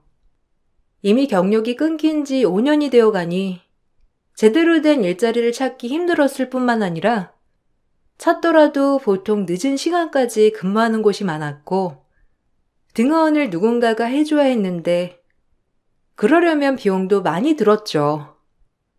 남편은 그 비용을 절대 도와줄 수 없다고 했고 아이 등하원도 본인은 절대 해줄 수 없다고 했어요. 결국 전 일을 시작하지도 못했는데 제가 이렇게 일을 꼭 해야 되겠다고 생각을 하게 된 이유가 있었어요. 바로 남편이 제가 쓰는 카드를 철저하게 통제하고 있었기 때문이었어요. 카드 결제가 되면 바로 남편에게 알림이 갔고 그럼 남편은 1분도 되지 않고 전화를 했어요. 야, 넌 또 뭘 샀냐? 하여튼 간에 밖에 나가면 얌전히 집에 가는 꼴을 못 보네 진짜. 무슨 나가기만 하면 돈만 쓰고 난리야. 돈 한 푼도 못 벌면서 이번에는 또 뭘 샀는데? 또 쓸데없이 돈 쓰기만 해봐. 생활비 더 줄일 테니까. 공원에서 아이 친구 만났어. 친구 엄마가 먹으라고 치킨 나눠주길래 우리도 그냥 받을 수 없어서 음료수 산 거야. 아이도 그 덕에 재밌게 놀고 그 집에 자전거 2대라서 우리 아이 타라고 하나 준다는데 그럼 그냥 공짜로 받아? 뭐라도 사줘야지. 그리고 내가 무슨 수십만 원 쓴 것도 아니고 10,000원도 안 썼는데 그거 가지고 생활비를 줄이네 마네 할 일이야? 그쪽에서 공짜로 준 걸 왜 보답을 하고 난린데? 그거 봐. 당신은 돈을 아낄 줄 모른다니까? 그 집에서도 필요 없으니까 버리려다가 우리한테 주는 거잖아. 그럼 우리가 대신 쓰레기 치워주는 건데, 그럼 우리가 받으면 받았지. 왜 그걸 보답하고 난리야? 어떻게 생각이 그렇게도 없냐, 정말? 남편이 밖에서 돈 벌어다 주는 게 그냥 꽁으로 버는 것 같아? 뭔 말을 그딴 식으로 해? 그 집에서 하도 우리 애가 자전거 부럽게 보니까 선물 받은 거 한 대 있다고 새 거 준 거야. 뭘 알고나 말해. 당신이야말로 너무한 거 아니야? 생활비라곤 고작 100만 원 주면서 그걸로 공과금도 내, 식비도 해결해, 카드값도 내라고 하고서는 지금 뭘 얼마나 준다고 생색이야? 돈이라도 많이 주면서 그런 말이라도 해야지. 남편은 자신 혼자 돈을 번다며 항상 저를 무시했는데, 그렇다고 제가 일을 한다고 하면 아이 두고 일한다며 모성애 없는 엄마라 핀잔했죠. 그렇다고 아이에게 엄청 다정하고 신경 쓰는 아빠도 아니었고, 주말에 아이랑 놀러 가자고 하면 맨날 돈 쓸 궁리만 하고 다닌다면서 절 한심하게 생각했어요. 시댁도 마찬가지였는데, 명절에 명절상 차리고 친정이라도 가려고 남편을 깨우려고 하면 시모는 소스라치게 놀라며 절 끌어내셨죠. 예, 평일 내내 고생하면서 일하는 남편 곤히 자고 있는 거 안 보이니? 고생하는 남편 굳이 이렇게 깨워야 되겠어? 친정 못 간다고 죽는 것도 아닌데 다음에 가면 될 것을 굳이 오늘 가야 한다니? 그냥 오늘 편하게 여기서 자고 내일 가던지 하면 되잖아. 그리고 그 먼 길 가려면 얼마나 피곤하겠어. 좀 자게 둬. 일어나면 시간 보고 출발하면 되지. 어머님, 저희 연휴 전날 저녁에 여기 왔어요. 시댁은 저희 집에서 30분도 안 걸린다지만 친정은 몇 시간 거리라 1년에 한 번도 안 가는데 명절은 가야죠. 그리고 그때 오면서도 제가 운전하고 왔고 친정 갈 때 운전도 제가 할 텐데 남편이 왜 피곤해요? 여기 오자마자 누워서 아무것도 안 한 거 어머님도 아시잖아요. 오고 나서 저만 내내 일했지. 남편은 어제도 오늘도 놀기만 놀고 누워있기만 했지. 이제 일어날 때 됐어요. 오늘 안 가면 내일은 또 출근해야 한다면서 몇 시간 안 있다 또 집에 가겠다고 할 거예요. 그럼 내일도 내려가지 말고 그냥 연휴 지나서 너만 따로 나중에 가면 되는 거 아니야. 어차피 네 친정은 뭐니까 안 와도 그러려니 할 수도 있잖아. 왜 자꾸 피곤한 우리 아들만 괴롭히려고 하는 거니? 돈 버는 게 뭐 그렇게 쉽겠어? 쉬는 날 저렇게 내내 자는 거 보면 불쌍하지도 않니? 진짜 내내 24시간 잤으면 불쌍했죠. 근데 그게 아니잖아요. 첫날 도착해서 동창들 만난다고 나가서 새벽에 술 처마시고 들어오고, 어제도 친척들이랑 저녁 늦게까지 술 마시고 또 나가서 동창들이랑 새벽까지 놀다가 늦게 들어오고, 그러니까 저렇게 자는 거죠. 일하느라 피곤해요? 아니요. 남편은 노느라 피곤해요. 아무리 시모에게 말을 해도 귀뚱으로 들으시지 않으셨고, 결국 남편은 깨나지 못해 저 혼자만 애를 데리고 친정에 갔다 왔어요. 나중에는 미안해하기는커녕 오히려 차를 가지고 갔다며 남편은 화를 내더라고요. 조금만 더 버텨보자 했던 게 어느덧 10년이 지났고, 전 육아 10년 후 첫 직장을 구하게 됐어요. 출산하기 전에 알고 있었던 거래처 사장님을 우연히 만나게 되었는데, 마침 좋은 일자리가 있다면서 절 소개해 주셨죠. 연봉도 좋고 거기다가 근무 시간도 좋아 바로 수락을 했고, 예상외로 일을 시작한다고 하니 남편과 시모 모두 너무 좋아하더라고요. 사건은 첫 월급날 터졌는데, 갑자기 시모가 집으로 찾아와서는 통장 하나를 제 앞으로 툭 던지시더라고요. 내가 그동안 너희 하는 꼴을 보니까 돈을 둘이서 벌어도 많이 모으지도 못할 것 같아. 그래서 내가 앞으로는 니들 돈 관리해 줄 테니까 월급 들어오는 대로 월급 70%는 자동이체 시키거라. 알았니?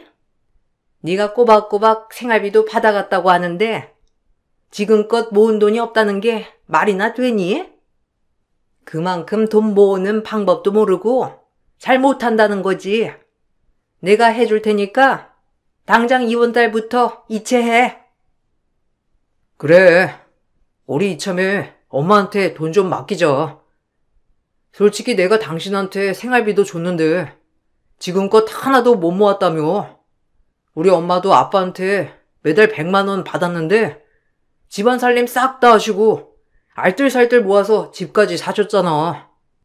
근데 똑같이 받은 당신은 뭐야? 집값이야 비싸서 그렇다고 하더라도 어찌되었든 그만큼 모으긴 해야 하는 거 아니야? 내가 보기엔 안 될 것 같아. 지금 그게 무슨 말이야? 그때랑 지금이랑 같아? 그때 100만 원이랑 지금 100만 원이랑 같은 값이냐고. 집값만 해도 그때랑 비교하면 2배? 그것보다 훨씬 더 뛰었는데 뭔 소리를 하고 있어? 꼴랑 100만 원 줘놓고서는 뭐? 관리를 못해? 지금 제정신이야? 그리고 내가 일한 돈을 왜 어머님한테 줘? 너 지금 시어머니 앞에서 남편한테 큰 소리를 치는 거니? 세상 아무리 여자가 떵떵거리며 산다는 세상이라지만 시어머니 앞에서 소리치는 며느리가 어디 있어? 이게 정말 정신을 못 차렸네. 잔소리 말고 70%? 아니 100% 나한테 보내. 살림을 엉망진창으로 해놓으니까 네 남편이 그렇게 말하는 거잖아. 그리고 앞으로 애 무슨 일 있으면 나보고 봐달라고 할 거 아니야? 참나, 모자가 똑같아가지고. 그래요, 알겠어요. 근데 제 거 말고 저보다 훨 많이 번다는 남편 월급 드릴게요. 당신 뭐해? 당신 월급 앞으로 나는 안 받을 테니 어머님한테 맡겨. 그러면 되지 않아? 아, 지금 못 드리겠어? 그럼 내가 드릴게. 바로 드릴 테니까 그걸로 끓여 먹든 삶아 먹든 그쪽 집안에서 알아서들 하세요. 전 시모 손에 70원을 쥐어줬고 그걸 보고선 시모는 제 멱살을 잡더라고요. 전 바로 시모 앞에서 남편의 뺨을 올려쳤습니다.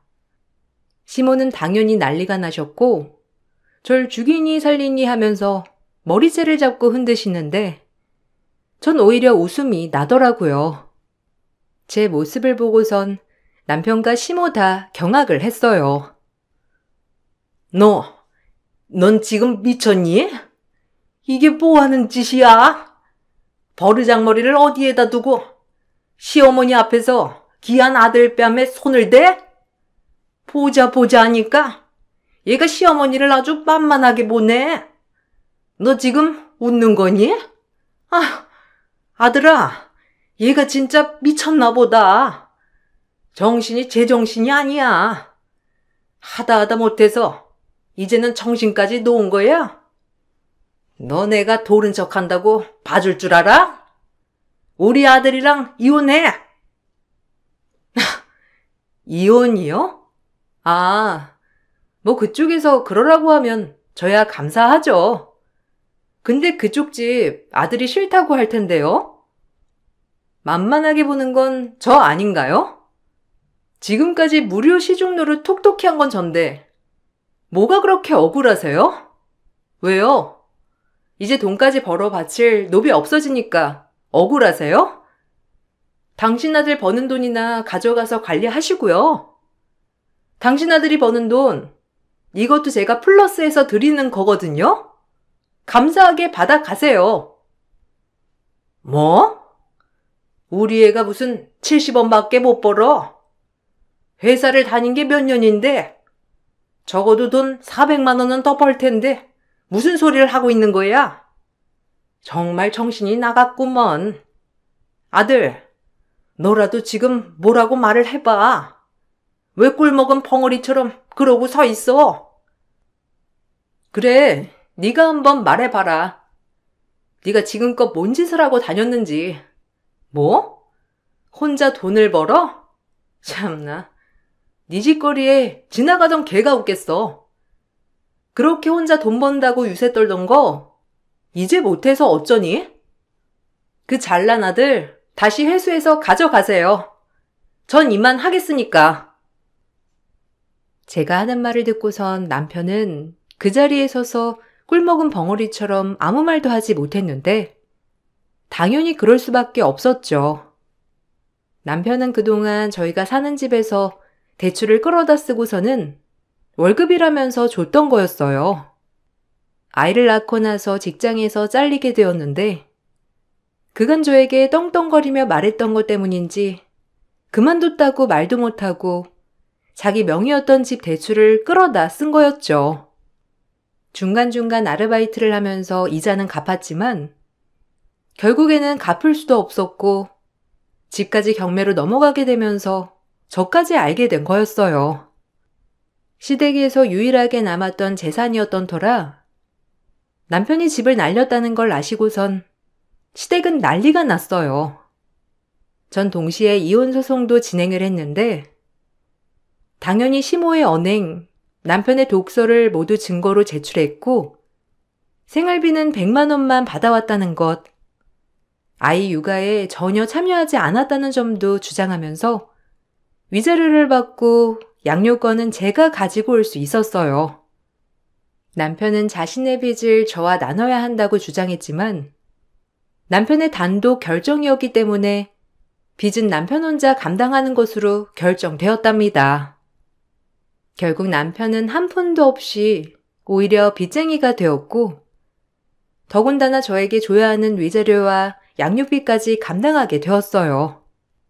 이혼을 하고 사실 아이 마음이 힘들진 않을까 싶었는데 애초에 있어도 없는 것 같았던 아빠 자리였기에 아이는 생각보다 밝게 잘 지내고 있답니다. 오히려 이혼하기 전보다 훨씬 더 밝아져 다행이라고 생각하고 있어요. 지금은 친정도움으로 친정 근처에 집을 구해 둘이서 행복하게 살고 있답니다. 아이도 어느 정도 커서 그런지 둘도 없는 단짝이 되었네요. 얼마 전 남편이 재결합을 하고 싶다며 뻔뻔한 연락이 왔지만 냉정하게 거절했어요. 아이도 더 이상 아빠를 보고 싶지 않다고 하는데 어떻게 해야 하나 고민하던 와중에 이렇게 사연을 써봤네요. 꼴도 보기 싫은 남편이고 아이에게 아빠 같지 않은 아빠지만 그래도 아이를 이렇게 꾸준히 보여줘야 하는 걸까요? 아이를 빌미로 자꾸만 재결합을 요구하고 있어 참 고민이랍니다. 남편과의 관계는 앞으로 더 이어나갈 생각은 없어요. 대신 아이와는 아빠의 빈자리가 느껴지질 않도록 제가 2배, 3배는 더 노력해 사랑으로 채워주려고요. 사연 들어주셔서 감사합니다. 혹시나 저와 비슷한 상황에 있으시다면 용기 잃지 마시고 힘내시길 바랄게요. 모두들 행복하시고 건강하세요.